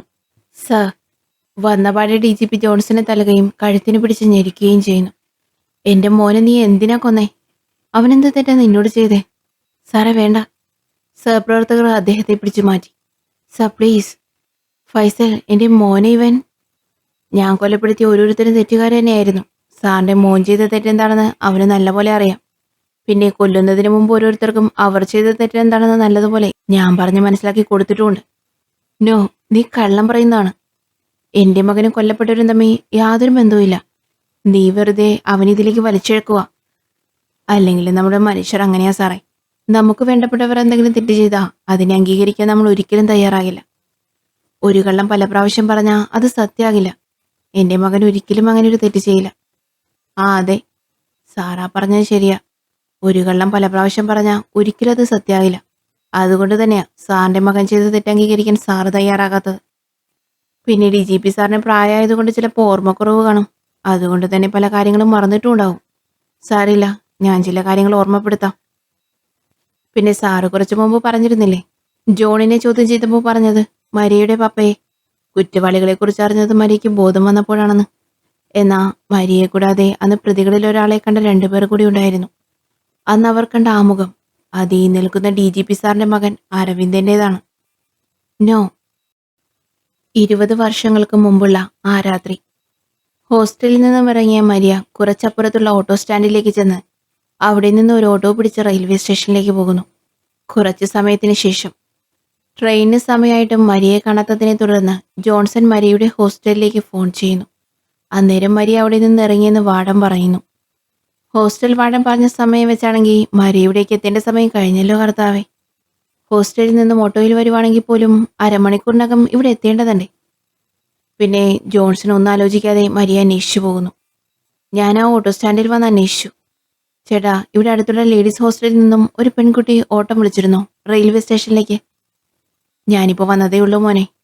അണ്ണാ, അടുത്തുള്ള ഹോസ്റ്റലിൽ നിന്നും ഏതെങ്കിലും കുട്ടി ഓട്ടോ വിളിച്ചായിരുന്നോ റെയിൽവേ സ്റ്റേഷനിലേക്ക്? റെയിൽവേ സ്റ്റേഷനിലേക്കോ? ആ ഉവ്വ്, ഒരു പെൺകുട്ടിയാണ് വന്നത്. സോമന ഓട്ടം പോയത്. പോയിട്ട് തിരികെ വരേണ്ട ടൈം കഴിഞ്ഞല്ലോ. എന്താ കാര്യം? ആ കുട്ടി അവിടെ എത്തിയില്ല, അത് തന്നെയാ കാരണം. എത്തിയില്ലേ? ഇനി വേറെ എവിടെയെങ്കിലും പോയെങ്കിലോ? ചേട്ടാ, ഒന്ന് റെയിൽവേ സ്റ്റേഷൻ വരെ പോകൂ. അതിനെന്താ, കയറിക്കോ. ഞാൻ അവിടെ നിന്നും മറ്റൊരു ഓട്ടോ പിടിച്ച് വീണ്ടും തിരികെ റെയിൽവേ സ്റ്റേഷനിലേക്ക് പോകുന്ന വഴി സോമൻ എന്ന ആളുടെ ഓട്ടോ വഴിയിലൊരു ചായക്കടയ്ക്ക് മുന്നിൽ കിടക്കുന്നത് കണ്ടു. ആ ചേട്ടൻ ഓട്ടോ അവിടെ നിർത്തി അയാളോട് കാര്യം അന്വേഷിച്ചു. ആ കൊച്ചോ? അതിനെ ഞാൻ കൊണ്ട് ഇറക്കിയല്ലോ. ചേട്ടൻ റെയിൽവേ സ്റ്റേഷൻ കൊണ്ട് ഇറക്കിയോ? എന്നിട്ട് ഞാൻ അവളെ കണ്ടില്ലല്ലോ. റെയിൽവേ സ്റ്റേഷനിൽ ഇറക്കിയില്ല, വഴിക്ക് വെച്ച് ആ കുട്ടിയുടെ കൂട്ടുകാരികൾ വന്ന ഒരു കാറിൽ കയറ്റി കൊണ്ടുപോയി. കാറിലോ? ആ, കാറിൽ. ഞാൻ വീണ്ടും ഓട്ടോയിൽ കയറി യാത്ര തുടർന്നു. എനിക്കെപ്പോഴും ആ ഓട്ടോക്കാരന്റെ സംസാരത്തിൽ എന്തൊക്കെയോ കള്ളത്തരമുള്ളതുപോലെ തോന്നി. അയാൾ എന്തൊക്കെയോ മറക്കുന്നത് പോലെ. എന്റെ മനസ്സിൽ നിറയെ സംശയങ്ങളായിരുന്നു. അന്നേരാണ് ഒരു കാറ് പെട്ടെന്ന് അടുത്തുള്ള ഒഴിഞ്ഞ കുറ്റിക്കാട്ടിൽ നിന്നും ഞങ്ങളെ ഓവർടേക്ക് ചെയ്തു പോയത്. ഓട്ടോ ചേട്ടൻ പെട്ടെന്ന് ഓട്ടോ ബ്രേക്ക് ചവിട്ടുന്നു. എവിടെ നോക്കിയാടാ വണ്ടി ഓടിക്കുന്നേ? സോറി. ഡ്രൈവർ സീറ്റിൽ നിന്നും ഒരാൾ പുറത്തേക്ക് തലയിട്ട് ഞങ്ങളോട് സോറി പറഞ്ഞു. മൊത്തം വെള്ളാണെന്നാ തോന്നുന്നേ. ഇവനൊക്കെ കാരണം നമ്മളെ പോലുള്ള പാവങ്ങൾക്ക് സമാധാനത്തോടെ തിരികെ കുടുംബത്തിൽ പോകാൻ പറ്റില്ല. പണവും അധികാരം ഉണ്ടെങ്കിൽ എന്തോ ആകാലോ. എനിക്ക് നല്ല പരിചയമുള്ള ആ കോൺഗ്രസ്സാക്കാർ അത് അനൂപിന്റെ ഗ്യാങ്ങിൽ ആരുടേതോ ആണ്. അവർ ആ കുറ്റിക്കാട്ടിൽ നിന്നുമാണ് വന്നത്. അവിടെ എന്താ? മരി ഒരു കാറിൽ കയറിപ്പോയെന്ന് ആ ഓട്ടോ ചേട്ടനും പറഞ്ഞു. എന്റെ മനസ്സിൽ ഒരുപാട് ചോദ്യങ്ങൾ ഉയർന്നു. ചേട്ടാ, ഓട്ടോ ഒന്ന് നിർത്തിയേ. എന്താ മോനെ? ഒന്ന് തിരികെ പോകൂ. തിരികെ പോകാനോ? ആ അതെ. ഞാൻ തിരികെ അവരുടെ കാർ പാസ് ചെയ്ത് വന്നിടത്തേക്ക് ഒന്ന് പോയി നോക്കി. അന്നേരം ഞാൻ കാണുന്നത് അങ്ങനെ ഒരു അവസ്ഥയിൽ അവളെ കണ്ടപ്പോൾ എന്താ ചെയ്യേണ്ടതെന്ന് എനിക്കറിയില്ലായിരുന്നു. അവളെ കെട്ടിപ്പിടിച്ച് ഞാൻ അലറി വിളിച്ചു. അന്നേരാണ് അവളുടെ ശരീരത്തിൽ അവശേഷിക്കുന്ന ജീവന്റെ തുടിപ്പുകൾ എന്റെ ശ്രദ്ധയിൽപ്പെടുന്നേ. പിന്നെ ഒന്നും നോക്കിയില്ല. അവളെയും കൂരിയെടുത്ത് ഞാൻ ആ ചേട്ടന്റെ ഓട്ടോയിൽ അടുത്തുള്ള ഹോസ്പിറ്റലിലേക്ക് പോയി. അന്ന് ആ കാർ ഓടിച്ചിരുന്നത് ആ പയ്യന്റെ മുഖം എന്റെ മനസ്സിൽ ഇന്നുണ്ട്. അതിന്ന് കൊല്ലപ്പെട്ട DGP ശ്രീകുമാറിന്റെ മകൻ അരവിന്ദനായിരുന്നു. ഇല്ല, നീ വീണ്ടും വീണ്ടും ഓരോ കള്ളം പറഞ്ഞ് എന്റെ മകനെ ഇതിലേക്ക് കൊണ്ടുവരുക. സർ പ്ലീസ്, ഞങ്ങൾക്ക് ഇയാളെ ചോദ്യം ചെയ്യണം. സാർ ഒന്ന് സഹകരിക്കണം. ഓ, അപ്പോഴേക്കും ഇവൻ പറഞ്ഞതൊക്കെ താൻ വിശ്വസിച്ചോ? ഫൈസൽ, ഇവൻ കള്ളം പറയുന്നതാണ്. സർ, അയാളത് കംപ്ലീറ്റ് ആക്കട്ടെ പ്ലീസ് സർ. ഓക്കെ, താൻ പറഞ്ഞതുപോലെ 2 സാക്ഷികളുണ്ടായിട്ടും എന്തുകൊണ്ടാണ് നിങ്ങൾ അന്ന് പോലീസ് കംപ്ലൈന്റ് കൊടുക്കാതിരുന്നത്? പരാതി കൊടുത്തില്ലെന്ന് സാറിനോട് ആരാ പറഞ്ഞേ? ഞാൻ പരാതി കൊടുത്തിരുന്നു. ഹോസ്പിറ്റലിൽ നിന്നും ആ ഓട്ടോ ഓടിച്ചിരുന്ന ചേട്ടനെയും കൂട്ടി ഞാൻ നേരെ ചെന്നത് അടുത്തുള്ള പോലീസ് സ്റ്റേഷനിലേക്കാണ്. പരാതി കൊടുത്തു. ആ പരാതിയിൽ കാറിന്റെ നമ്പർ ഉൾപ്പെടെ എല്ലാം ഉണ്ടായിരുന്നു. 1-2 മണിക്കൂർ ഞാൻ ആ സ്റ്റേഷനിലിരുന്നു. അവർ ഒരു ആക്ഷൻ എടുത്തില്ല. പിന്നെ അതിനുശേഷം അവിടെ നടന്നതൊക്കെ വേറെയാ. പ്രണയം നടിച്ച് പെൺകുട്ടിയെ പീഡിപ്പിച്ചു. പീഡന ശ്രമത്തിനിടയിൽ ഗുരുതരമായി പരിക്കേറ്റ പെൺകുട്ടിയെ പ്രതി തന്നെ ഹോസ്പിറ്റലിൽ കൊണ്ടുപോവുകയായിരുന്നു. പീഡന വിവരം പുറത്തറിഞ്ഞതിനെ തുടർന്ന് പ്രതി പോലീസിൽ കീഴടങ്ങി. പ്രതി ഞാൻ, ദൃക്സാക്ഷി, അന്ന് എനിക്കൊപ്പം ഹോസ്പിറ്റലിലേക്ക് വന്ന ആ ചേട്ടൻ. ആ പാവത്തിനെ ഭീഷണിപ്പെടുത്തിയാണ് അവർ സമ്മതിപ്പിച്ചത്. എന്നെ ഒരുപാട് തല്ലി. എന്ത് നിയമമാണ് സർ? പരാതി കൊടുത്ത ആളെ തന്നെ പ്രതിയാക്കി. പക്ഷെ ജോണിന്റെയും ഡോക്ടറിന്റെയും മൊഴികൾ പ്രകാരം അവർ സ്റ്റേഷനിൽ പരാതി കൊടുത്തില്ലെന്നാണല്ലോ. ഞാൻ കൊടുത്ത പരാതിയിൽ എന്നെ തന്നെ പ്രതിയാക്കി വിക്ടിമിന്റെ മൊഴിയെടുക്കാനായി പോലീസുകാർ ഹോസ്പിറ്റലിലേക്ക് പോയിരുന്നു. എന്നാ മരിയയുടെ പപ്പ അവരോട് പറഞ്ഞത് അങ്ങനെയൊന്നും സംഭവിച്ചില്ലെന്നും ആ കുട്ടിക്ക് ആക്സിഡന്റാണ് പറ്റിയെന്നുമാണ്. ഡോക്ടറുകളും അത് ശരിവെച്ചു. ദേ, പെണ്ണിന്റെ അച്ഛന് പരാതിയില്ലെന്നും അങ്ങനെയൊന്നും സംഭവിക്കാത്തത് കൊണ്ടും നീ രക്ഷപ്പെട്ടു. കള്ളക്കേസ് തന്നതിന് നിന്നെ പിടിച്ച് അകത്തിടേണ്ടതാണ്. പഠിക്കുന്ന പയ്യനായതുകൊണ്ട് വിടുന്നു. പിന്നെ ഇനി ഇതേ പരാതിയും കൊണ്ട് നീ വേറെ എവിടെയെങ്കിലും പോയെന്ന് ഞാൻ അറിഞ്ഞ തെളിയാത്ത കേസൊക്കെ നിന്റെ തലയിൽ കെട്ടിവെച്ച് അകത്താക്കും. പിന്നെ നീ പുറം ലോകം കാണില്ല, മനസ്സിലായോ? സൂക്ഷിച്ചാൽ നിനക്കൊള്ളാം. അന്ന് എന്താ സംഭവിച്ചതെന്ന് എനിക്ക് മനസ്സിലായില്ല. പക്ഷെ ഒരു കാര്യം ഉറപ്പായിരുന്നു, ആ കാർ ഓടിച്ചിരുന്ന പയ്യൻ ഏതോ വലിയ പിടിപാടുള്ള ചെക്കനാണെന്ന്. അങ്കിൾ എന്നെ അവിശ്വസിക്കാതിരുന്നതാണ് എൻ്റെ ഏക ആശ്വാസം. പിന്നെ ഞാനതൊക്കെ സ്വയം മറന്നു, അവൾക്ക് വേണ്ടി ജീവിച്ചു. അന്നാ രാത്രി സംഭവിച്ചത് എന്താണെന്ന് രാമചന്ദ്രൻ സാറിന് അറിയാമായിരിക്കും. ഫൈസൽ DGPയെ നോക്കുന്നു. താനെന്താ ഇവന്റെ വാക്കുകേട്ട് ഞാനും തെറ്റുകാരനാണെന്ന് ഉറപ്പിക്കുവാണോ? എന്റെ സർവീസ് റെക്കോർഡിൽ ഇന്നുവരെ ഒരു റെഡ് മാർക്കില്ല. പാപം DGP സാർ അത് മറന്നുപോയതാകും. എന്താ സംഭവിച്ചതെന്ന് ഞാൻ തന്നെ പറയാം. അന്ന് ഈ നിൽക്കുന്ന സാറ് SP ആയിരുന്നു. സാറിന്റെ മകൻ ഓടിച്ചിരുന്ന കാറ് വഴിയാത്രക്കാരെ 2 പേര് ഇടിച്ചു തെറിപ്പിക്കുകയും നിയന്ത്രണം വിട്ട കാർ ഒരു കടയിലേക്ക് ഇടിച്ചു കയറുകയും ചെയ്തിരുന്നു. പരിക്ക് പറ്റിയവരെ അവിടെയുണ്ടായിരുന്ന നാട്ടുകാർ അടുത്തുള്ള ഗവൺമെന്റ് ഹോസ്പിറ്റലിലേക്ക് കൊണ്ടുപോയി. ആ കാറും ഞാൻ നൽകിയ പരാതിയിലുള്ള കാറും സെയിം ആയപ്പോൾ പ്രതികളുടെ കൂട്ടത്തിലുള്ള ഒരാൾ SP സാറിന്റെ മകനാണെന്ന് പോലീസിന് മനസ്സിലായി. പിന്നെ നടന്നതൊക്കെ ഈ സാറിന്റെ നിർദ്ദേശപ്രകാരമായിരുന്നു. ഇപ്പൊ സാറിന് ഈ കാര്യങ്ങളൊക്കെ ഓർമ്മ വന്നോ? ഇല്ലെങ്കിൽ ചാകുന്നതിന് തൊട്ട് മുമ്പ് റിട്ടയർഡ് SP ഗോപിനാഥൻ എന്നോട് പറഞ്ഞൊക്കെ ഞാൻ സാറിന് കാണിച്ചു തരാം. DGP ഒന്നും മിണ്ടാതെ തലകുനിച്ചു നിന്നു. ആരുടെയും പിന്നാലെ പോകാതെ. അവർക്ക് അവരുടെ വഴി, ഞങ്ങൾക്ക് ഞങ്ങളുടെ വഴി. അങ്ങനെ ജീവിക്കുമ്പോഴാണ് ഞങ്ങളുടെ ജീവിതത്തിലെ സന്തോഷങ്ങളൊക്കെ തല്ലിക്കെടുത്തിക്കൊണ്ട് മരിക്ക് ക്യാൻസർ സ്ഥിരീകരിക്കുന്നത്. 4th സ്റ്റേജ് ആയിരുന്നു. എല്ലാ സാധ്യതകളും അടഞ്ഞിരുന്നു. അവളുടെ അവസാന ആഗ്രഹമായി എന്നോട് ആവശ്യപ്പെട്ടത് അവളുടെ ജീവിതം നശിപ്പിച്ചവരുടെ മരണം കൺമുന്നിൽ കാണണമെന്നാണ്. എനിക്ക് പ്രിയപ്പെട്ടവളുടെ ആഗ്രഹം ഞാനല്ലേ സാറേ സാധിച്ചു കൊടുക്കേണ്ടത്. വർഷങ്ങൾക്ക് ശേഷം ഞാൻ അവരെ തിരയാൻ തുടങ്ങി. അന്വേഷണം ആദ്യം ആ ഓട്ടോക്കാരനിൽ നിന്ന് തന്നെ തുടങ്ങി. പിന്നെ ഓരോരുത്തരെയും തിരഞ്ഞു പിടിച്ച് കണ്ടെത്തി. ഈ കൈകൾ കൊണ്ട് അവളുടെ കൺമുന്നിലെത്തിച്ചു. ജീവനോടെ ശരീരത്തിലെ എല്ലാ വേദനയും അറിയിച്ചു കൊടുത്തു. പിന്നെ പതിയെ മരണത്തിലേക്ക്. ഓരോരുത്തരെയും കൊല്ലുമ്പോൾ കിട്ടിയ ആ സാറ്റിസ്ഫാക്ഷൻ സാറിന് പറഞ്ഞാൽ മനസ്സിലായില്ല. ജോൺസൺ തന്റെ പാന്റിന്റെ പോക്കറ്റിൽ നിന്നും ഒരു പെൻഡ്രൈവ് എടുത്ത് അവരുടെ നേരെ നീട്ടി. ഞാൻ അവരെയൊക്കെ എങ്ങനെയാ കൊന്നതെന്ന് ഇതിലുണ്ട്. പ്രവീൺ സർ. പ്രവീൺ ആ പെൻഡ്രൈവ് സിസ്റ്റത്തിൽ കണക്ട് ചെയ്തു. വീഡിയോ കണ്ടുകൊണ്ടിരുന്ന അവർ ഓരോരുത്തരും കണ്ണുകൾ അടയ്ക്കുന്നു. അത് കണ്ട് ജോൺസൺ ചിരിക്കുന്നു. ഫൈസൽ, എനിക്ക് തന്നോടൊരു കാര്യം പറയാനുണ്ട്. എന്താ സർ? ഞാൻ തൻ്റെ മേൽ ഉദ്യോഗസ്ഥനായിട്ടല്ല, ഒരച്ഛൻ്റെ സ്ഥാനത്ത് നിന്നുകൊണ്ട് തന്നോട് അപേക്ഷിക്കുകയാണ്. എൻ്റെ മകനെ ഇതിൽ നിന്ന് ഒഴിവാക്കണം. അവൻ ചെയ്തതിനുള്ള ശിക്ഷ അവർ തന്നെ കൊടുത്തു കഴിഞ്ഞു. എൻ്റെ മകൻ ഇങ്ങനെ ഒരാളായിരുന്നെന്ന് അവൻ്റെ ഭാര്യയോ മകളോ അറിഞ്ഞാ പ്ലീസ്. ഇത് ജോൺസൺ കേൾക്കുന്നു. കൊള്ളാം സാറേ. ചത്തുകിടക്കുന്ന ഡെഡ് ബോഡിക്കും വേണം അന്തസ്സും കുടുംബ മഹിമയും. ഇതാ സാറേ പറയുന്നേ. പണവും അധികാരം ഉണ്ടെങ്കിൽ എന്ത് സാധിക്കും. അപ്പോഴേക്കും പുറത്തു നിന്നും അഞ്ജന ഡോർ തുറന്ന് അകത്തേക്ക് വരുന്നു. സർ, എന്താ അഞ്ജന? ഒരു പ്രശ്നമുണ്ട് സാറേ. അഞ്ജന തന്റെ മൊബൈലിൽ എന്തോന്ന് ഫൈസലിനെ കാണിക്കുന്നു. അത് കണ്ടതിന് ശേഷം അവർ ജോൺസനെ നോക്കി. അത് മീഡിയയിലെ അപ്പോഴത്തെ ലൈവ് ന്യൂസ് ആയിരുന്നു. ജോൺസൺ മീഡിയയ്ക്ക് അയച്ചു കൊടുത്ത 20 മിനിറ്റ് ദൈർഘ്യമുള്ള വീഡിയോ ആയിരുന്നു. കൊലപാതകങ്ങൾ ചെയ്തത് താനാണെന്നും അതിന്റെ മോട്ടീവ് എന്താണെന്നും അതിൽ പറയുന്നുണ്ട്. ഇയാളുടെ കുറ്റസമ്മതമാണ് സാർ. പുറത്ത് മീഡിയക്കാർ വന്ന് നിൽപ്പുണ്ട്. ACP ജോൺസനെ നോക്കുന്നു. അങ്ങനെ ആരും പുണ്യാളനാകണ്ട സാറേ. അത് കേട്ട് ഒന്നും മിണ്ടാതെ DGP റൂമിനും പുറത്തേക്ക് പോകുന്നു. പിന്നാലെ ഫൈസലും പ്രവീണും ചെല്ലുന്നു. പുറത്തേക്ക് ഇറങ്ങിയ DGP മീഡിയ വളഞ്ഞു. സർ, സറണ്ടറായ പ്രതി ജോൺസൺ വീഡിയോയിൽ പറഞ്ഞ കാര്യങ്ങളൊക്കെ സത്യമാണോ സർ? അതോ മറ്റാരെങ്കിലും രക്ഷിക്കാനായി സ്വയം കുറ്റമേറ്റെടുത്തതാണോ? സർ, അയാളുടെ ഭാര്യയ്ക്ക് എന്തു പറ്റി? ക്രൂരതയ്ക്ക് പ്രതികാരം ചെയ്തതാണെന്ന് ജോൺസന്റെ വീഡിയോയിൽ പറയുന്നേ. അപ്പോൾ കുറ്റവാളികൾ ഉന്നതരായതുകൊണ്ട് അന്ന് കേസ് തേച്ചു മായ്ച്ചു കളഞ്ഞതാണോ? കൊല്ലപ്പെട്ടവരിൽ DGP സാറിന്റെ മകനും ഉണ്ട്. അപ്പോൾ സാറിന്റെ മകനും കുറ്റക്കാരനാണോ? DGP മീഡിയക്കാരുടെ ചോദ്യങ്ങൾക്ക് ഉത്തരം നൽകാതെ അവർക്കിടയിലൂടെ കാറിനടുത്തേക്ക് ചെന്നു. ഫൈസലും പ്രവീണും ചേർന്ന് DGPയെ കാറിലേക്ക് കയറ്റി യാത്രയാക്കി. ശേഷം മീഡിയ ACPയോട് ചോദ്യങ്ങൾ ചോദിക്കുന്നു. ഫൈസൽ മീഡിയയ്ക്ക് മറുപടി കൊടുക്കുന്നു. നിങ്ങൾ പറയുന്നത് പോലെയല്ല കാര്യങ്ങൾ. അന്നത്തെ സംഭവത്തിൽ വിക്ടിമിന്റെ അച്ഛൻ അന്ന് കേസ് വേണ്ടെന്ന് പറഞ്ഞതുകൊണ്ടാണ് കേസ് എടുക്കാതിരുന്നത്. അപ്പോൾ പരാതി കൊടുത്ത ജോൺസന്റെ മേൽ കുറ്റം ചാർത്താൻ ശ്രമിച്ചു എന്ന ആരോപണം വിരുദ്ധമാണെന്നാണ് സാർ പറഞ്ഞു വരുന്നത്? ഒരിക്കലല്ല.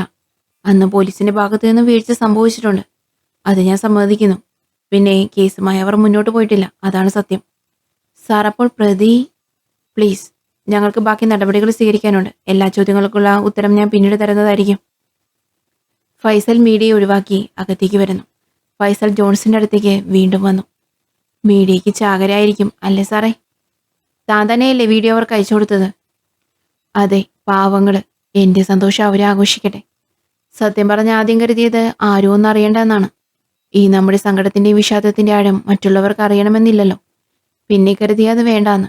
ചത്തവരൊക്കെ വലിയ പുണ്യാളന്മാരല്ലെന്ന് എല്ലാവരും അറിയട്ടെ. ജോൺസൺ താൻ കൊലപ്പെടുത്തിയ 11 പേരിൽ സോമൻ എന്ന ഓട്ടോ ഡ്രൈവറെ എന്തിനാ കൊലപ്പെടുത്തിയത്? അയാളെന്ത് തെറ്റാ ചെയ്തേ? അയാളും തെറ്റുകാരനാണ് സാറേ. അന്ന് അവളെ അവർ കാറിലേക്ക് പിടിച്ചു കയറ്റുമ്പോൾ സോമൻ അവളെ രക്ഷിക്കാനൊന്ന് ശ്രമിക്കാമായിരുന്നില്ലേ? അല്ലെങ്കിൽ ആരെങ്കിലും അറിയിക്കാമായിരുന്നില്ലേ? ഒന്നും അയാൾ ചെയ്തില്ലല്ലോ. പകരം അവർ കൊടുത്ത കാശും വാങ്ങി ഒന്നും മിണ്ടാതെ തിരികെ പോന്നു. അത് തെറ്റല്ലേ സാറേ? അപ്പോൾ അയാൾ അത് അർഹിക്കുന്നുണ്ട്. ഓക്കെ, സമ്മതിച്ചു. 10-18 കൊല്ലം മുമ്പ് നടന്ന സംഭവം കൊല്ലങ്ങൾക്കിപ്പുറം പ്രതികാരം ചെയ്യാൻ എന്തായിരുന്നു കാരണം? അത് ഞാൻ പറഞ്ഞല്ലോ സാറേ, മരിയയുടെ അവസാനത്തെ ആഗ്രഹമായിരുന്നു. അപ്പോൾ ഈ കൊലകളൊക്കെ താൻ ഒറ്റയ്ക്കാണോ ചെയ്തത്? അതെ, അവയെ കടത്തിക്കൊണ്ടുവരാൻ അങ്കിളിന്റെ സഹായം ഉണ്ടായിരുന്നു. പക്ഷേ കൊന്നത് ഞാൻ തന്നെയാ, എൻ്റെ ഈ കൈകൾ കൊണ്ട്. ശരി, അപ്പോൾ ആരായി ക്രിസ്റ്റഫർ? നിങ്ങൾ തമ്മിൽ എന്താ ബന്ധം? അവനെൻ്റെ ആരുമല്ല സാർ. അവനൊരു പാവാണ്. അവൻ ആരുമില്ലാത്ത ഒരനാഥനാണ്. പക്ഷെ താൻ ഓഫനേജിലെ സിസ്റ്ററിനോട് പറഞ്ഞത് ക്രിസ്റ്റഫർ താൻ സ്നേഹിച്ചിരുന്ന പെൺകുട്ടിയുടെ മകനാണെന്നാണല്ലോ. ഞാനത് വെറുതെ പറഞ്ഞാണ് സാറേ.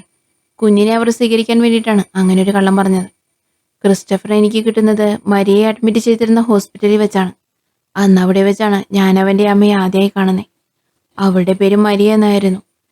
എനിക്ക് അവളുടെ ആ പേരിനോടായിരുന്നു കൂടുതൽ ഇഷ്ടം. അവൾക്കന്ന് 21 വയസ്സ് പ്രായം വരും. ഡെലിവറിക്കായി വന്നതായിരുന്നു. അവൾക്കൊപ്പം ഒരു പ്രായമായ സ്ത്രീ മാത്രമേ ഉണ്ടായിരുന്നുള്ളൂ. കുഞ്ഞുനാളിലെ അമ്മയും അച്ഛനും നഷ്ടപ്പെട്ട മരിയയെ അവളുടെ മുത്തശ്ശിയാണ് വളർത്തിയിരുന്നത്. പാവങ്ങളായിരുന്നു സാറേ. അതുകൊണ്ട് തന്നെ അവിടെ ജോലിക്കായി വന്ന ഒരാൾക്ക് അവർ മകളെ വിവാഹം കഴിപ്പിച്ചു കൊടുത്തു. പെൺകുട്ടി പ്രഗ്നന്റ് ആയപ്പോൾ അയാൾ അവരെ ഉപേക്ഷിച്ച് എങ്ങോട്ടോ പോയി. ആരുമില്ലാത്ത നിസ്സഹായാവസ്ഥയിലായിരുന്നവരെ ഞാൻ സഹായിച്ചു. ഡെലിവറിക്ക് കയറുന്നതിന് തൊട്ടു മുമ്പ് ആ പെൺകുട്ടി എന്നോട് പറഞ്ഞത് അവൾക്ക് എന്തെങ്കിലും സംഭവിച്ചാൽ അവരുടെ കുഞ്ഞിനെ ഏതെങ്കിലും നല്ല അനാഥാലയത്തിൽ ഏൽപ്പിക്കണമെന്നാണ്. ഞാൻ അവൾ പറഞ്ഞതുപോലെ കുഞ്ഞിനെ അനാഥാലയത്തിൽ ഏൽപ്പിച്ചു. പിന്നെ അവൻ്റെ അമ്മ പറഞ്ഞ വിവരങ്ങൾ വെച്ച് അവൻ്റെ അച്ഛനെ ഞാൻ കണ്ടെത്തിയിരുന്നു. അയാൾക്കപ്പോൾ വേറെ കുടുംബവും കുട്ടികളൊക്കെ ഉണ്ടായിരുന്നു. അയാളോട് കുഞ്ഞിൻ്റെ കാര്യം പറഞ്ഞപ്പോൾ അന്നേരം അയാൾ പറഞ്ഞത് കുഞ്ഞിനെ ഏതെങ്കിലും പൊട്ടക്കിണറ്റിൽ എറിയാനായിരുന്നു. ഇയാളൊക്കെ ഒരച്ഛനാണോ സാറേ? താനല്ലായിരുന്നു അവൻ്റെ സ്പോൺസർ? ആ, അതെ. അപ്പോൾ താൻ അവനെ സഹായിച്ചതിനുള്ള പ്രത്യുപകാരമായിട്ടായിരിക്കണം അവൻ നിങ്ങളെ സഹായിച്ചത്. ജോൺസൺ അത് ശരിവെക്കും വിധം ചെറുതായൊന്ന് പുഞ്ചിരിച്ചു. ആയിരിക്കാം. അടുത്ത ദിവസം കോടതിയിൽ ഹാജരാക്കിയ പ്രതിയെ കോടതി റിമാൻഡ് ചെയ്യുന്നു. ക്രിസ്റ്റഫറിന് വേണ്ടി മുന്തിയ വക്കീൽ തന്നെ ഹാജരായി. കൃത്യത്തിൽ ക്രിസ്റ്റഫറിന് നേരിട്ട് പങ്കില്ലാത്തതിനാൽ അവന് ജാമ്യം ലഭിക്കുന്നു. കോടതിക്ക് പുറത്തിറങ്ങിയ ജോൺസനോട് മീഡിയ പല ചോദ്യങ്ങളും ചോദിച്ചു. താങ്കൾക്ക് കുറ്റബോധം തോന്നുന്നുണ്ടോ? ഇല്ല. നീതിക്ക് വേണ്ടി ഒരിക്കൽ നിയമത്തിന് മുന്നിൽ പോയവനാണ്. ഞാൻ. അന്ന് അതേ നിയമം വെച്ച് അവർ എന്നെ കുറ്റക്കാരനാക്കി. അതുകൊണ്ട് തന്നെ ഞാനെടുത്ത തീരുമാനമാണ് ശരി. നീതി തേടി അലയാതെ ഞാൻ സ്വയം അത് നടപ്പാക്കി. എൻ്റെ ഭാര്യയ്ക്ക് നീതി ലഭിച്ചു എന്നുള്ള സമാധാനത്തിൽ ഇനിയുള്ള ദിനങ്ങൾ സന്തോഷമായി കഴിയാം. മരണം പോലും ഞാൻ സന്തോഷത്തോടെ സ്വീകരിക്കും. മതി മതി. പോലീസ് ജോൺസനെ വണ്ടിയിലേക്ക് കയറ്റിക്കൊണ്ടുപോയി. ജയിലിലേക്ക് കൊണ്ടുവന്നാക്കിയതിനു ശേഷം പോകാൻ തുടങ്ങുന്ന ഫൈസലിനോട്, സാർ, എനിക്കൊരു കാര്യം പറയാനുണ്ട്.